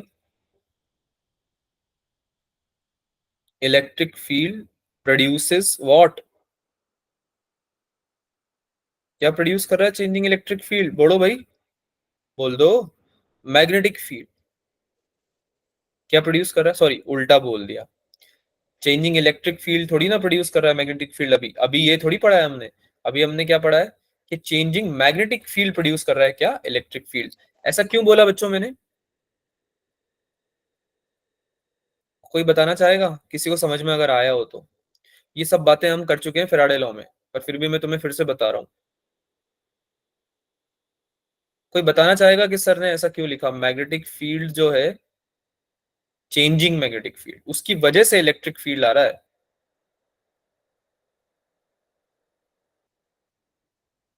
बेटा ये समझ में आया नहीं आया, ये बताओ, हाँ या ना में जवाब दो जल्दी से। Yes sir. नहीं सर, दोबारा बता दीजिए। देखिए, एक कंडक्टर था, उसमें मैग्नेटिक फील्ड प्रोड्यूस, आपने क्या करी, सप्लाई करी, आपने मैग्नेटिक फील्ड दी उसमें, ओके इंक्रीजिंग मैग्नेटिक फील्ड, है ना। सुनना, ध्यान से सुनना, रिवाइज फिर से बता रहा हूँ एक बार। मैग्नेटिक फील्ड तुम बढ़ाते गए, अब मैग्नेटिक फील्ड बढ़ाओगे तो मैग्नेटिक फील्ड के बढ़ाने से हमने क्या पढ़ा था फैराडे लॉ में, कि एक करंट इंड्यूस होता है, जी राइट। सर। अब करंट इंड्यूस हो रहा है तो डेफिनेटली कोई इलेक्ट्रॉन मूव कर रहे होंगे अपोजिट डायरेक्शन में, तभी करंट इंड्यूस हो रहा जी है ना। अब ये बात तुमको पता है कि जो इलेक्ट्रॉन है उसको मैग्नेटिक फील्ड तो मूव करा नहीं सकती है, और उसका जी रीजन क्या सर। बताया मैंने, क्योंकि QVB sin थीटा होता है मैग्नेटिक फोर्स, है ना। जी तो सर। उसमें V क्या होता है, what is V, velocity, velocity. Velocity of charge. तो अगर कोई इलेक्ट्रॉन चुपचाप बैठा हुआ है ऐसे अपनी जगह पे जैसे तुम बैठे हो, और मैं बोलूं कि भाई मैग्नेटिक फील्ड जा रही है यहाँ से, और चार्ज को बोल दिया कि ये मैग्नेटिक फील्ड है ना, ये तुम्हें मूव कराएगी चार्ज, इलेक्ट्रॉन को बोल रहे हैं ऐसे, इलेक्ट्रॉन बोल रहा है नो, हम नहीं मूव करते मैग्नेटिक फील्ड से, क्योंकि हमारा जो मैग्नेटिक फोर्स है उसका फॉर्मूला ही होता है QVB, और तुमने अगर V ही 0 कर रखा है मेरा, यानी कि मैं अगर चुपचाप बैठा हूं रेस्ट पे, तो कोई मैग्नेटिक फोर्स मुझे मूव नहीं करा सकता, ठीक है, जी सर। राइट। तो डेफिनेटली इस इलेक्ट्रॉन के मूवमेंट में कौन कंट्रीब्यूट कर रहा होगा, इलेक्ट्रिक फील्ड। इलेक्ट्रिक। अब इलेक्ट्रिक फील्ड अगर कंट्रीब्यूट कर रहा है, समझाने के पर्सपेक्टिव से चल रही है पूरी कहानी, ठीक है, समझा, अब समझ सको आप, इसलिए चल रही है। तो इलेक्ट्रिक फील्ड अगर है यहाँ पे प्रेजेंट है, तो वो कैसे आया होगा, वो डेफिनेटली किस लिए आया है, क्योंकि मैग्नेटिक फील्ड में चेंज आया है। और कोई रीजन हो सकता है क्या बच्चों, तुम बताओ, और कोई रीजन हो सकता है क्या। नो और तो सर। और तो तुमने किया ही नहीं ना कुछ कंडक्टर के साथ, कोई बैटरी लगाई क्या इसके साथ तुमने, कोई चार्जिंग डिस्चार्जिंग करी है इसकी, करा है नो तुमने, ऐसा सर। कुछ नहीं किया, अर्थिंग कर दी हो, कुछ भी नहीं किया, चुपचाप मैग्नेटिक फील्ड दी थी तुमने, चेंजिंग मैग्नेटिक फील्ड दी थी बस, और इलेक्ट्रिक फील्ड प्रोड्यूस हो गई। तो मैं बोल सकता हूँ ये कि changing magnetic field produces electric field, बोल सकता हूँ, जी सर। है ना। अच्छा, तो इसको कैसे लिख सकते हैं, cyclic integration of E.dl will be equals to minus d phi by dt, यानी कि जो changing magnetic change in magnetic flux है विद रिस्पेक्ट टू टाइम, ये इक्वल है किसके, चेंज इन इलेक्ट्रिक फ्लक्स के, किसके इक्वल है ये, चेंज इन इलेक्ट्रिक फ्लक्स। ये डिफाइन किया है, अगर इलेक्ट्रिक फील्ड चेंज हो रही है तो इलेक्ट्रिक फील्ड लाइंस बदलेंगी, इलेक्ट्रिक फील्ड लाइंस चेंज होंगी तो इलेक्ट्रिक फ्लक्स बदलेगा, हाँ या ना, है ना। तो ये अब ध्यान से सुनो, ये E.dl को क्या EMF भी लिखते हैं क्या, E.dr होता था, याद करो, E.dr इलेक्ट्रोस्टैटिक से पढ़ा था, याद आ रहा है। यस। हाँ, तो फेराडे ने ये वाली इक्वेशन दी थी तुम्हें, E इक्वल्स टू होता है minus d five by d t. ये दिख रहा है कुछ जाना जाना सा, सुना सुना सा लग रहा है ये, अरे सुना सुना सा लग रहा है या सूना सूना सा लग रहा है ये, यस सर, सुना है। सुना सुना सा लग रहा है ना। E equals to minus d five by d t, ये इक्वेशन दी थी फेराडे ने। लेकिन एक्चुअली में फेराडे ने दिया था E dot dl equals to minus d5/dt। वो तो हमने अपने कन्वीनियंस के लिए ईएमएफ में कन्वर्ट कर लिया था E डॉट dl को। अदरवाइज तो उन्होंने तो जो मेन बात बताई थी ना फेराडे ने, वो क्या बताई थी कि भाई अगर आपका कहीं पे मैग्नेटिक फील्ड में चेंज आ रहा है, मैग्नेटिक फ्लक्स में चेंज आ रहा है, तो उसकी वजह से इलेक्ट्रिक फ्लक्स में चेंज आएगा, यानी इलेक्ट्रिक फील्ड प्रोड्यूस होगी, है ना, ऐसा बता के गए थे। तो ये बात क्लियर हुई, फेराडे वाला एक्सप्लेनेशन समझ में आया सबको? Yes sir. जी सर। अब आप बोलोगे कि सर ये फेराडे वाली जो भी कहानी है ये तो पढ़ चुके हैं मैग्नेटिक फील्ड में, दोबारा क्यों पढ़ा रहे हो सर ईएम वेव्स में? ईएम वेव्स में क्या मतलब है इसको पढ़ने का? हमारा टाइम क्यों सर खराब कर रहे हो आप? अब पर तुम बताओ बच्चों, मैं तुम्हारा टाइम खराब कर सकता हूँ क्या? नहीं ना। तो ये काम की बात कैसे काम की है हमारे, वो हम समझते हैं। तो भाई इलेक्ट्रिक फील्ड प्रोड्यूस हो रही है मैग्नेटिक फील्ड के चेंज होने से, ये तो फेराडे बता गए, लेकिन कोई तो आया होगा ऐसा जो सोचेगा कि यार क्या उल्टा भी हो सकता है? क्या इलेक्ट्रिक फील्ड को चेंज कर दूं तो क्या मैग्नेटिक फील्ड प्रोड्यूस हो सकती है? बताओ बच्चों, तुम्हारे लिए सवाल है, क्या बोलते हो तुम? कैसा हो सकता है क्या? अरे बोलो यार, हाँ ना बोलने में थोड़ी ना पैसे लग रहे हैं। जी Yes, sir. sir. Yes sir. हो तो सकता है सर, आपने लिखा है, इतनी मेहनत करके आपने ये स्लाइड बनाई है, तो आप ऐसे तो नहीं बनाओगे है ना? आपने यहाँ पे एक छोटा सा स्माइली भी डाला है सर, पक्का आपने हाँ बुलवाने के लिए करा ये सब, है ना? हाँ तो देखो, irrespective of the thing that we discuss, ये बात एकदम सही है। और ये प्रूव किसने किया? ये प्रूव किया हमारे ग्रेट साइंटिस्ट मैक्सवेल ने। तो उन्होंने प्रूव कैसे किया उस बारे में बात करते हैं। पहली बात तो इसका आंसर हम लिखेंगे यस। एक changing electric field magnetic field को प्रोड्यूस कर सकती है, वैसे ही जैसे मैग्नेटिक फील्ड जो चेंज हो रही है वो इलेक्ट्रिक फील्ड को प्रोड्यूस कर सकती है। ठीक है, तो उन्होंने क्या किया उस बारे में डिस्कस करते हैं। उन्होंने एक छोटा सा एक्सपेरिमेंट किया, एक कैपेसिटर लगा दिया।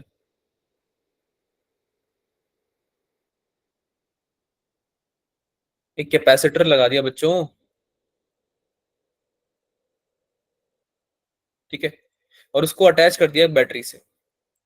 अब चार्जिंग तो हुई नहीं थी कैपेसिटर की, क्योंकि बैटरी उन्होंने ऑन करी नहीं थी, है ना, सर्किट को उन्होंने ओपन रख रखा था। लेकिन जैसे ही सर्किट क्लोज करा उन्होंने, जैसे सर्किट क्लोज करा, ये जो पैरेलल प्लेट कैपेसिटर था, इसको लिख दो यहाँ पे, you need to consider this a parallel plate capacitor.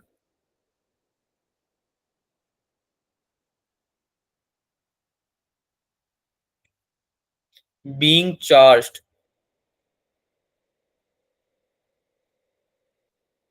by a battery, एक बैटरी चार्ज कर रही है इसको, ठीक है, ऑन कर दिया। अच्छा, अब जैसे ही ऑन करोगे इसको, मुझे एक बात बताओ, ये तुमने कैपेसिटर में पढ़ा हुआ है, क्या यहाँ से डीक्यू चार्ज, कुछ पर्टिकुलर चार्ज निकलने लगेगा? ये प्लस जो है और ये माइनस जो है, यहाँ से इलेक्ट्रॉन की सप्लाई मांगने लगेगा क्या प्लस? क्या यहाँ से इलेक्ट्रॉन निकलने लगेंगे बच्चों? Yes, sir. यस हाँ ना बोलो यार। तो ये इलेक्ट्रॉन अगर इधर आ रहे हैं तो ये डीक्यू चार्ज इधर आएगा, है ना, कुछ चार्ज निकलने लगेगा यहाँ से, और यही डीक्यू ऊपर जाके इसमें जाना चाहेगा, है ना। अरे बैटरी ऑन कर दी ना तुमने, बेसिकली बैटरी का तुमने यूजेज चालू कर दिया, है ना, तुमने सर्किट को क्लोज कर दिया, तो कुछ ना कुछ तो हलचल होने लगेगी इसमें, चार्जिंग होने लगेगी कैपेसिटर की। तो ये जो चार्ज है, ये जो चार्ज है डीक्यू चार्ज, इसकी वजह से कुछ करंट भी आएगा, चार्जिंग हो रही है ना कैपेसिटर की, जी सर। है ना। तो इस करंट के बारे में हम बोलते थे कि सर ये जो है ये dq/dt है, यानी कि अगर dt टाइम में कुछ dq चार्ज फ्लो हो गया है सर, तो वो करंट बताता है, इंस्टेंटेनियस करंट। अरे यही होता है ना करंट का डेफिनेशन अभी तक जो तुम पढ़ते थे जी सर। बेटा, हाँ ना बोल दो यार, यस। है ना। ठीक है, चलो ठीक है, आगे चलते हैं, काम की बात करते हैं। इसमें काम की बात यह है कि ये सब चीजें अगर हो रही हैं और यहाँ पे करंट भी प्रोड्यूस हो गया है, करंट भी फ्लो होना चालू हो गया है, जैसे ही बैट तुमने सर्किट को क्लोज किया, तो मुझे बताओ कि अगर मैं कोई पॉइंट यहाँ पे ले लेता हूँ पी पॉइंट, ध्यान से देखना, इस सर्किट में मैंने इस पैरेलल प्लेट कैपेसिटर के जस्ट पास में एक पॉइंट लिया पी पॉइंट, है ना, जो कि सर्किट में ही इंक्लूडेड है। क्या इस पी पॉइंट पे कोई मैग्नेटिक फील्ड होगी? ये क्वेश्चन है आप लोगों के लिए। यस सर होगी। सर इलेक्ट्रिक फील्ड होगी। Yes, sir. मैग्नेटिक फील्ड का Yes, पूछ sir. रहा हूं मैं यार। एक बात बताओ, कोई करंट कैरिंग वायर है, क्या उसके अराउंड मैग्नेटिक फील्ड नहीं होती थी क्या? Yes, sir. जी सर। होगी ना फिर यहाँ पे? यस सर होगी। बस तो फिर हाँ बोलो। आपने बोला सर हाँ होगी, बिल्कुल होगी, है ना। करंट कैरिंग वायर जो होता था उसके अराउंड मैग्नेटिक फील्ड बनती थी sir, right and thumb rule से आपने निकालना सिखाया था हमें, है ना। तो अगर करंट मूव कर रहा है बच्चों राइट डायरेक्शन में, तो क्या मैग्नेटिक फील्ड का डायरेक्शन बता सकते हो इस पी पॉइंट पे? अरे करंट अगर राइट साइड में मूव कर रहा है राइट डायरेक्शन में, तो क्लॉकवाइज होगा या एंटी क्लॉकवाइज होगा? Sir clockwise. Clockwise. बेटा ये सवाल के हिसाब से आप बता ही नहीं पाओगे। आप बोलोगे सर किधर से देख रहे हो, पहले ये बताओ। अगर आप राइट साइड से देख रहे हो, ऐसे ऐसे देख रहे हो ऐसे, तो सर ये ऐसे होता है एंटी क्लॉकवाइज, और अगर आप इधर से देख रहे हो तो ये क्लॉकवाइज होगा। अरे सही बात है, ऐसे जी मूव सर। करेगा ना। जी सर। Yes sir. चलो, तो अकॉर्डिंग टू दिस कॉन्सेप्ट आपका एंटी क्लॉकवाइज जाएगा ये, ठीक है, मैग्नेटिक फील्ड। अब इस पे अगर मैं अप्लाई करूं क्या चीज, वही जो हम डिस्कस कर रहे थे स्टार्टिंग में, एम्पियर सर्कुटल लॉ। क्या होता था भाई, एक बार फिर से बता दो। Cyclic integration of B dot B D L dot DL equals equals to to U naught I. U naught I. Mu naught I. अब ये आई कौन सा होता था? एनक्लोज्ड करंट, है ना, एनक्लोज्ड करंट होता था ना ये आई। अरे हाँ या ना तो बोलो यार, Yes, जी sir. सर। है ना। एनक्लोज्ड करंट होता था। अब ये एनक्लोज्ड करंट जो वर्ड है बड़ा इंपॉर्टेंट है। क्यों? क्योंकि अगर मैं गलती से ये पूछ लूं तुमसे कि पी पॉइंट पे तो होगी मैग्नेटिक फील्ड, बच्चों बता दिया तुमने, क्या क्यू पॉइंट पे होगी? ये जो बाहर है, क्या यहाँ कोई मैग्नेटिक फील्ड होगी? Yes, according sir. To Ampere's law, sir mu naught I 0 होगा। According to Ampere's law at point Q क्या कोई मैग्नेटिक फील्ड होगी? No No, sir. sir. No magnetic field, कोई मैग्नेटिक फील्ड नहीं होगी। अरे यार एम्पियर भैया जो बता के गए उसके अकॉर्डिंग तो अगर कोई आई एनक्लोज 0 है, अगर कोई करंट ही नहीं है बेटा, आई एनक्लोज है क्या यहाँ पे क्यू पॉइंट पे? फ्री स्पेस है ये क्यू पॉइंट, फ्री स्पेस में है बिल्कुल, है ना। वैक्यूम क्रिएट कर दिया तुमने ऐसा समझ लो, या फ्री स्पेस में है, कोई चार्ज नहीं है यहाँ पे। क्या नहीं है यहाँ पे? कोई चार्ज नहीं है फिलहाल। तो बिना चार्ज के करंट फ्लो होता था क्या अभी तक? ऐसा कुछ पढ़ा है क्या हमने? No sir. No sir. तो No, क्या sir. मैग्नेटिक फील्ड होगी वहां पे? No sir. No sir. नहीं होगी। अभी तक तो यही पढ़ा है, एम्पियर भैया बता के गए, no magnetic field according to Ampere's circuital law. ठीक है, ठीक है, अभी तक तो यही पढ़ा था तो यही बोलेंगे। लेकिन लेकिन जो मैक्सवेल थे उनके दिमाग में ये आया कि भाई जरूरी है क्या कि इन्होंने बोल दिया और मैं मान लूं? उन्होंने क्या बोला कि जरूरी है क्या कि इन्होंने बोल दिया और मैं मान लूं? तो उन्होंने क्या किया? नहीं माना। उन्होंने खुद के एक्सपेरिमेंट कंडक्ट कर दिए। क्या कंडक्ट करे? यही सेम, दो पैरेलल प्लेट कैपेसिटर लिए, उसको कनेक्ट किया बैटरी से, सर्किट ऑन किया और फ्लो होने दिया करंट को। अब करंट फ्लो होगा, ये तो उनको ही पता था, ये तो एम्पियर को भी पता था, और ये पूरी दुनिया को पता था कि करंट तो फ्लो होने वाला है भैया। चलो ठीक है, अच्छी बात है, करंट फ्लो होता गया होता गया होता गया, है ना। इलेक्ट्रॉन यहाँ से निकलते गए निकलते गए निकलते गए, है ना। उन्होंने बोला कि ये जो पी पॉइंट था, इस पॉइंट पे जब मैंने मैग्नेटिक नीडल को रखा, क्या रखा बच्चों? मैग्नेटिक नीडल को रखा, तो इसने क्या किया? डिफ्लेक्शन शो किया। क्या किया इसने? डिफ्लेक्शन शो किया, है ना, नीडल ने। करनी चाहिए थी क्या? जी sir. Magnetic field. Yes, sir. करनी चाहिए थी, पी पॉइंट पे मैग्नेटिक फील्ड तो थी सही ना? जी सर। अरे यार अभी अभी डिस्कस करके आए, अंटिल अनलेस आप सो नहीं रहे थे आपको समझ में आ गया होगा कि नीडल शो करेगी करेगी डिफ्लेक्शन, है ना। लेकिन मैक्सवेल सर ने जब क्यू पॉइंट पे मैग्नेटिक नीडल को रखा, भाई साहब बिल्कुल सरप्राइज हो गए। क्यों? क्योंकि उसने यहां पे भी क्या शो किया बच्चों? Deflection. डिफ्लेक्शन। अब बताओ, क्या ये चीजें अभी तक हमने पढ़ी है? क्या हमें पता है ऐसा कुछ कि ये क्यों शो करेगा deflection? No, sir. No sir. अभी तक नहीं पढ़ी है, क्योंकि अकॉर्डिंग टू एम्पियर तो इस पॉइंट पे डिफ्लेक्शन शो करना ही नहीं चाहिए था, क्योंकि यहाँ कोई करंट ही नहीं है, क्योंकि यहाँ कोई चार्ज ही फ्लो नहीं हो रहा है, ये तो फ्री स्पेस है, ये तो वैक्यूम जैसा सिनेरियो आपने क्रिएट कर दिया है।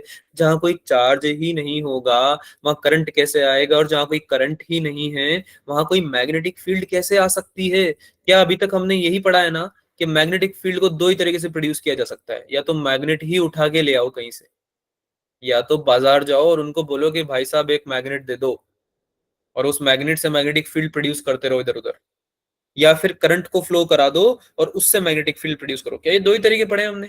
किसी को कोई जी और सर। पता हो तो बता दो, किसी को कोई और पता हो तो बता दो। नहीं पता है ना? दो ही पढ़े। लेकिन मैक्सवेल सर आए और पूरी दुनिया को शॉक कर गए, क्योंकि उन्होंने एक नीडल थी उनके पास, और उन्होंने कुछ ऐसी जगह पे नीडल रख दी जहां पे कोई और रखना ही नहीं चाह रहा था, क्योंकि किसी और को ऐसा लग ही नहीं रहा था कि यहाँ की मैग्नेटिक फील्ड हो सकती है। लेकिन जब उन्होंने रखी फ्री स्पेस में तो उनको डिफ्लेक्शन मिला।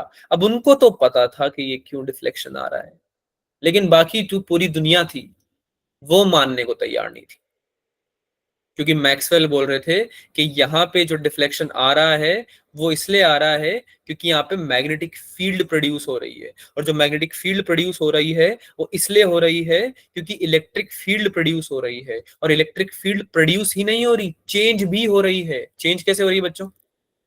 क्या यहाँ से इलेक्ट्रॉन यहाँ पे जाते जाएंगे?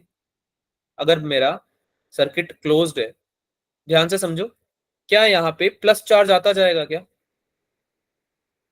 और क्या जी यहाँ सर। नेगेटिव चार्ज आता जाएगा? Yes, sir. जी सर। अब जैसे जैसे प्लस चार्ज यहाँ पे बढ़ता जाएगा और जैसे जैसे नेगेटिव चार्ज यहाँ पे बढ़ता जाएगा, क्या इलेक्ट्रिक फील्ड बनने लगेगी इन दोनों के बीच में? जी सर। Yes, और sir. ये जो इलेक्ट्रिक फील्ड बनेगी, ये जो इलेक्ट्रिक फील्ड बनेगी, क्या ये चेंजिंग होगी? जी सर। Yes, sir. अरे यार, एक होता है कि इलेक्ट्रिक फील्ड बन गई और जितनी है उतनी ही है, एक है चार्ज धीरे धीरे एक्यूमुलेट हो रहे हैं, तो इलेक्ट्रिक फील्ड भी धीरे धीरे बढ़ रही है ना, चेंज हो रही है। तो अगर इलेक्ट्रिक फील्ड चेंज हो रही है तो डेफिनेटली उसकी वजह से मैग्नेटिक फील्ड प्रोड्यूस हो रही होगी क्या?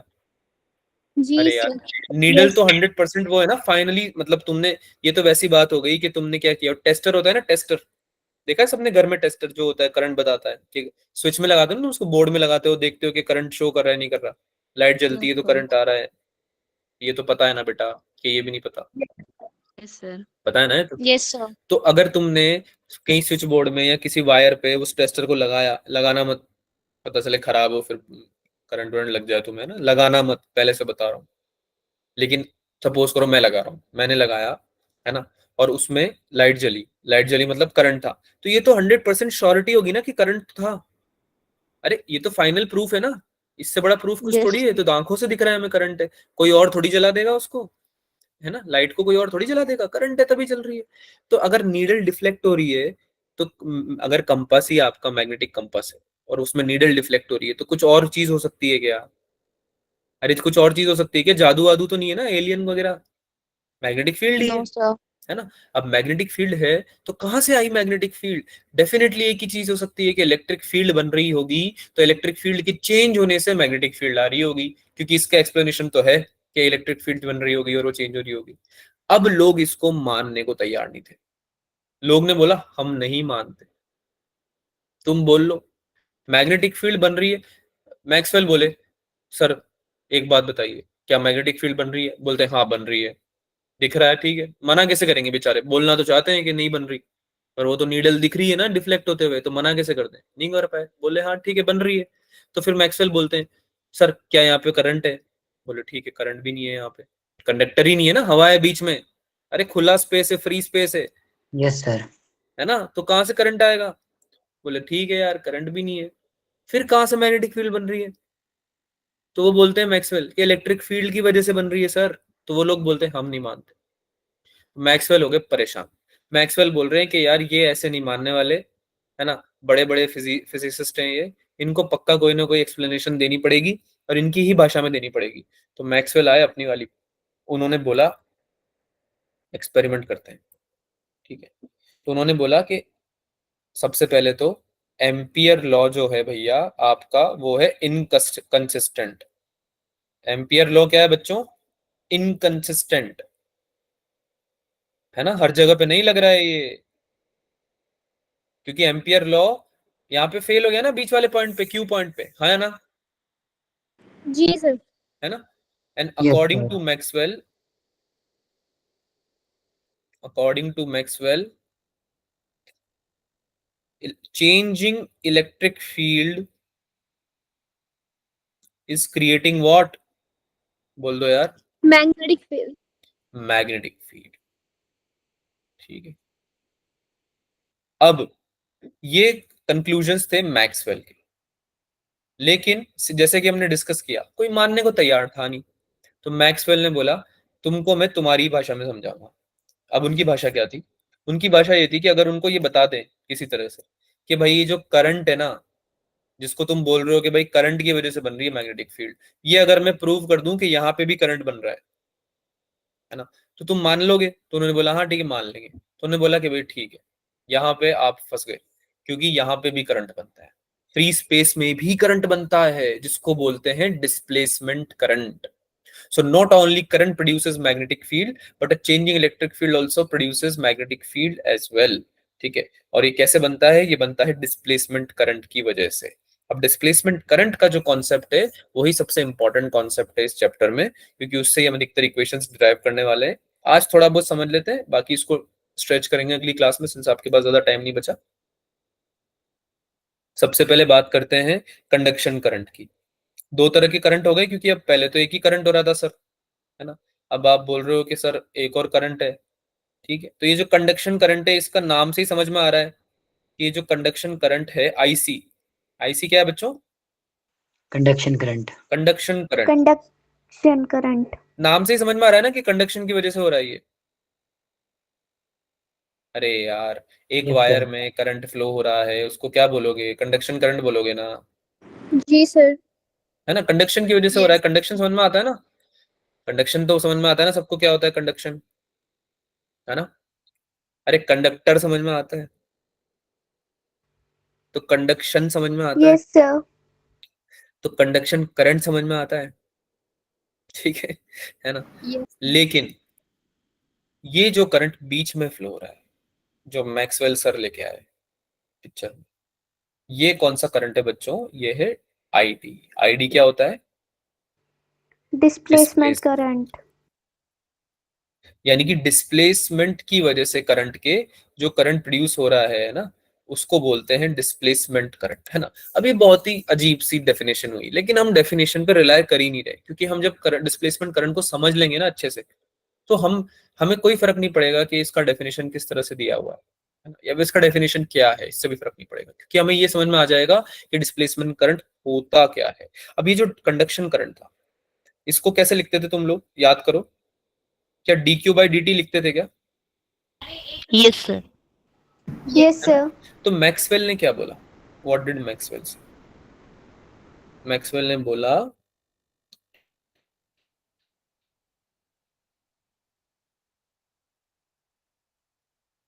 There will be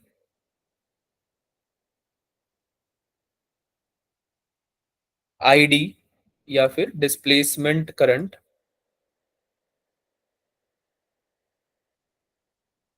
in free space,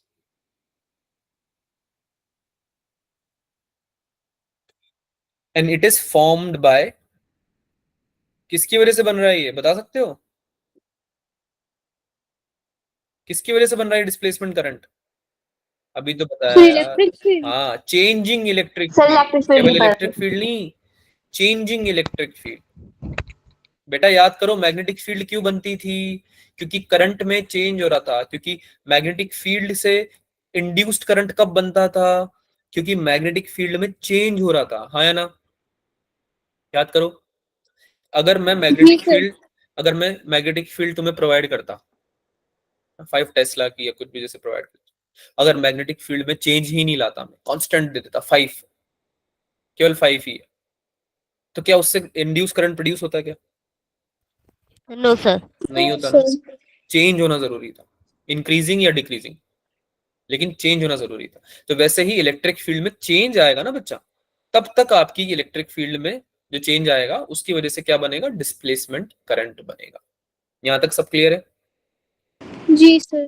ठीक है। Yes, अब sir. इलेक्ट्रिक फील्ड में अगर चेंज आ रहा है, तो इसको ऐसे भी बोल सकते हैं ना कि इलेक्ट्रिक फ्लक्स में भी चेंज आ रहा होगा, इलेक्ट्रिक फील्ड में चेंज आ रहा है तो इसको इलेक्ट्रिक फ्लक्स भी बोल सकते हैं ना, कि भाई फील्ड और फ्लक्स दोनों को इनकॉर्पोरेट कर सकते हैं ना जी बेटा। सर, जी सर। इलेक्ट्रिक फील्ड लाइंस के चेंज से ही तो बनती है, क्योंकि इलेक्ट्रिक फ्लक्स बेसिकली, है ना।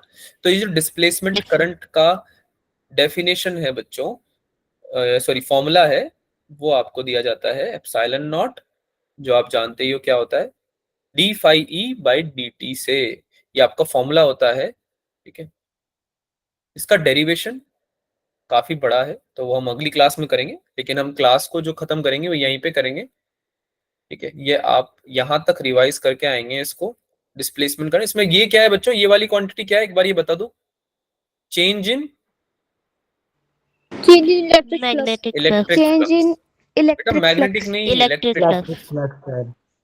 है ना। इलेक्ट्रिक फ्लक्स में जो चेंज आ रहा है उसकी वजह से ये बन रहा है ना। आईसी हमारा होता था d q by d t, और आईडी हमारा हमने भी अभी पढ़ा क्या होता है, epsilon nought d phi E by d t, ठीक है। अब इसको जो डेरिवेशन है इसका वो अगली क्लास में करेंगे, टू बी कंटिन्यूड लिख रहा हूं मैं यहाँ से, ठीक है। टाइम नहीं बचा इसलिए मैं यहाँ पे इसको कंटिन्यू नहीं कर रहा हूँ, क्योंकि इसमें क्या लगेगा कम से कम 15-20 मिनट। और अभी तुम लोगों की इसके बाद एक और क्लास है शायद, है ना। Do you have one more class after this? Yes, sir. अगर अगर नहीं है तो फिर कंटिन्यू कर लेते हैं, बताओ क्लास है बायो या नहीं है? Class sir. सर है बायो। सर है बायो की क्लास। ठीक है ठीक है, कूल कूल कूल, कोई दिक्कत नहीं है। आगे इसको कंटिन्यू करेंगे अगली क्लास में। आज हमने थोड़ा बेसिक आइडिया लिया है, इंट्रो लिया है ईएम वेव्स का, क्योंकि अभी ईएम वेव्स तो बनी नहीं है ना, अभी बनाएंगे तो सही इसको पहले, ठीक है। पहले इसको बनाएं तो सही अच्छे से। अगली क्लास में, नेक्स्ट क्लास में हम इसको कंटिन्यू करेंगे।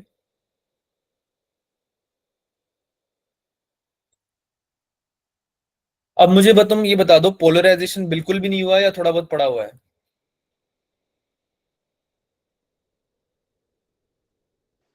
सर नहीं हुआ। बिल्कुल भी नहीं सर हुआ है। क्लास ही नहीं लगी थी। ये कौन सी क्लास की बात कर रहे हो तुम लोग, कौन से दिन की क्लास थी ये? सर सैटरडे के दिन की क्लास थी। सैटरडे लास्ट दिन? यस सर, लास्ट दिन था सर, सैटरडे नहीं सर, फ्राइडे। हमने क्या पढ़ा था लास्ट क्लास में? पोलराइजेशन ही तो पढ़ा था हमने। What did we study in last class? हमने पोलराइजेशन ही तो पढ़ा था बच्चों लास्ट क्लास में। तुमने और तुम्हारे साथ मेरी जो क्लास लगी थी, लास्ट क्लास जो लगी थी, उसके बारे में बात कर रहा हूँ, ठीक है। उसमें क्या पढ़ा था हमने? था कोई क्लास में था या सभी लोग गायब थे क्लास से? प्रैक्टिस करी थी शायद हमने, आई गेस। डिफ्रैक्शन पढ़ लिया था, उसके बाद लास्ट क्लास में प्रैक्टिस करी थी शायद, है ना। बेटा आवाज आ रही है? याद नहीं? अगर याद नहीं तो Yes, बोल sir, सकते हो। question. Yes sir. याद नहीं तो बोल सकते हो। सर हाँ, याद बोल नहीं दो है। ना यार, क्या दिक्कत है, याद नहीं तो बोलो बिंदास, कोई दिक्कत नहीं है। सर वेव ऑप्टिक्स की प्रैक्टिस करी थी। वेव ऑप्टिक्स की प्रैक्टिस करी थी, ठीक है। तो पोलराइजेशन आपका बचा हुआ है, ये बोलना चाह रहे हो आप। कूल, देखते हैं अगर अगर अगली क्लास में हम ये कर पाए। एक्स्ट्रा क्लास लगानी पड़ी तो वो भी लगाएंगे इसके लिए, पर इसको कंटिन्यू करेंगे नेक्स्ट क्लास में। तो इसको रिवाइज करके आना एक बार, ठीक है। अब इसके साथ में इस टॉपिक के ज्यादा क्वेश्चंस नहीं आएंगे मेजर टेस्ट। पोलराइजेशन कोई और कराएगा, कोई और ने कराया नहीं ना, पर चलो कोई बात नहीं। हो तो एक काम करते हैं, आप लोग होमवर्क में क्या लोगे अभी? होमवर्क में आप, है ना, जितने चैप्टर्स मेजर टेस्ट में आ रहे हैं ना, मेजर टेस्ट में जितने चैप्टर आ रहे हैं उनको रिवाइज करो। इसका रिवीजन करने के बाद, ईएम वेव्स का रिवीजन करने के बाद मेजर टेस्ट वाले चैप्टर्स का रिवीजन करो आप, ठीक है। पीवाईक्यूज के थ्रू, पीवाईक्यू है सबके पास पुराने वाले चैप्टर्स के, उनको एक बार फिर से रिवाइज करना, सॉल्व करते हैं। बात समझ में आ रही है बेटा? हाँ ना बोलो जल्दी। Yes sir. Yes sir. ठीक है, तो हाँ, इसको अभी चालू कर दो क्योंकि एग्जाम आने वाला है, तो चालू कर दो। पता है ना सबको डेट क्या है? डेट पता है मेजर टेस्ट की? Yes, sir, 6 यस सर, 6 अक्टूबर को है सर। 6 October. 6 अक्टूबर। ठीक है ठीक है, कूल। चलो मिलते हैं अगली क्लास में फिर, है ना। ओके, किसी को कुछ पूछना है? Any doubts anyone? किसी को कोई डाउट है? नहीं? No sir. Okay okay, then will see you in the next class. Next class में मिलते हैं। Bye bye everyone. Bye, sir. Bye sir.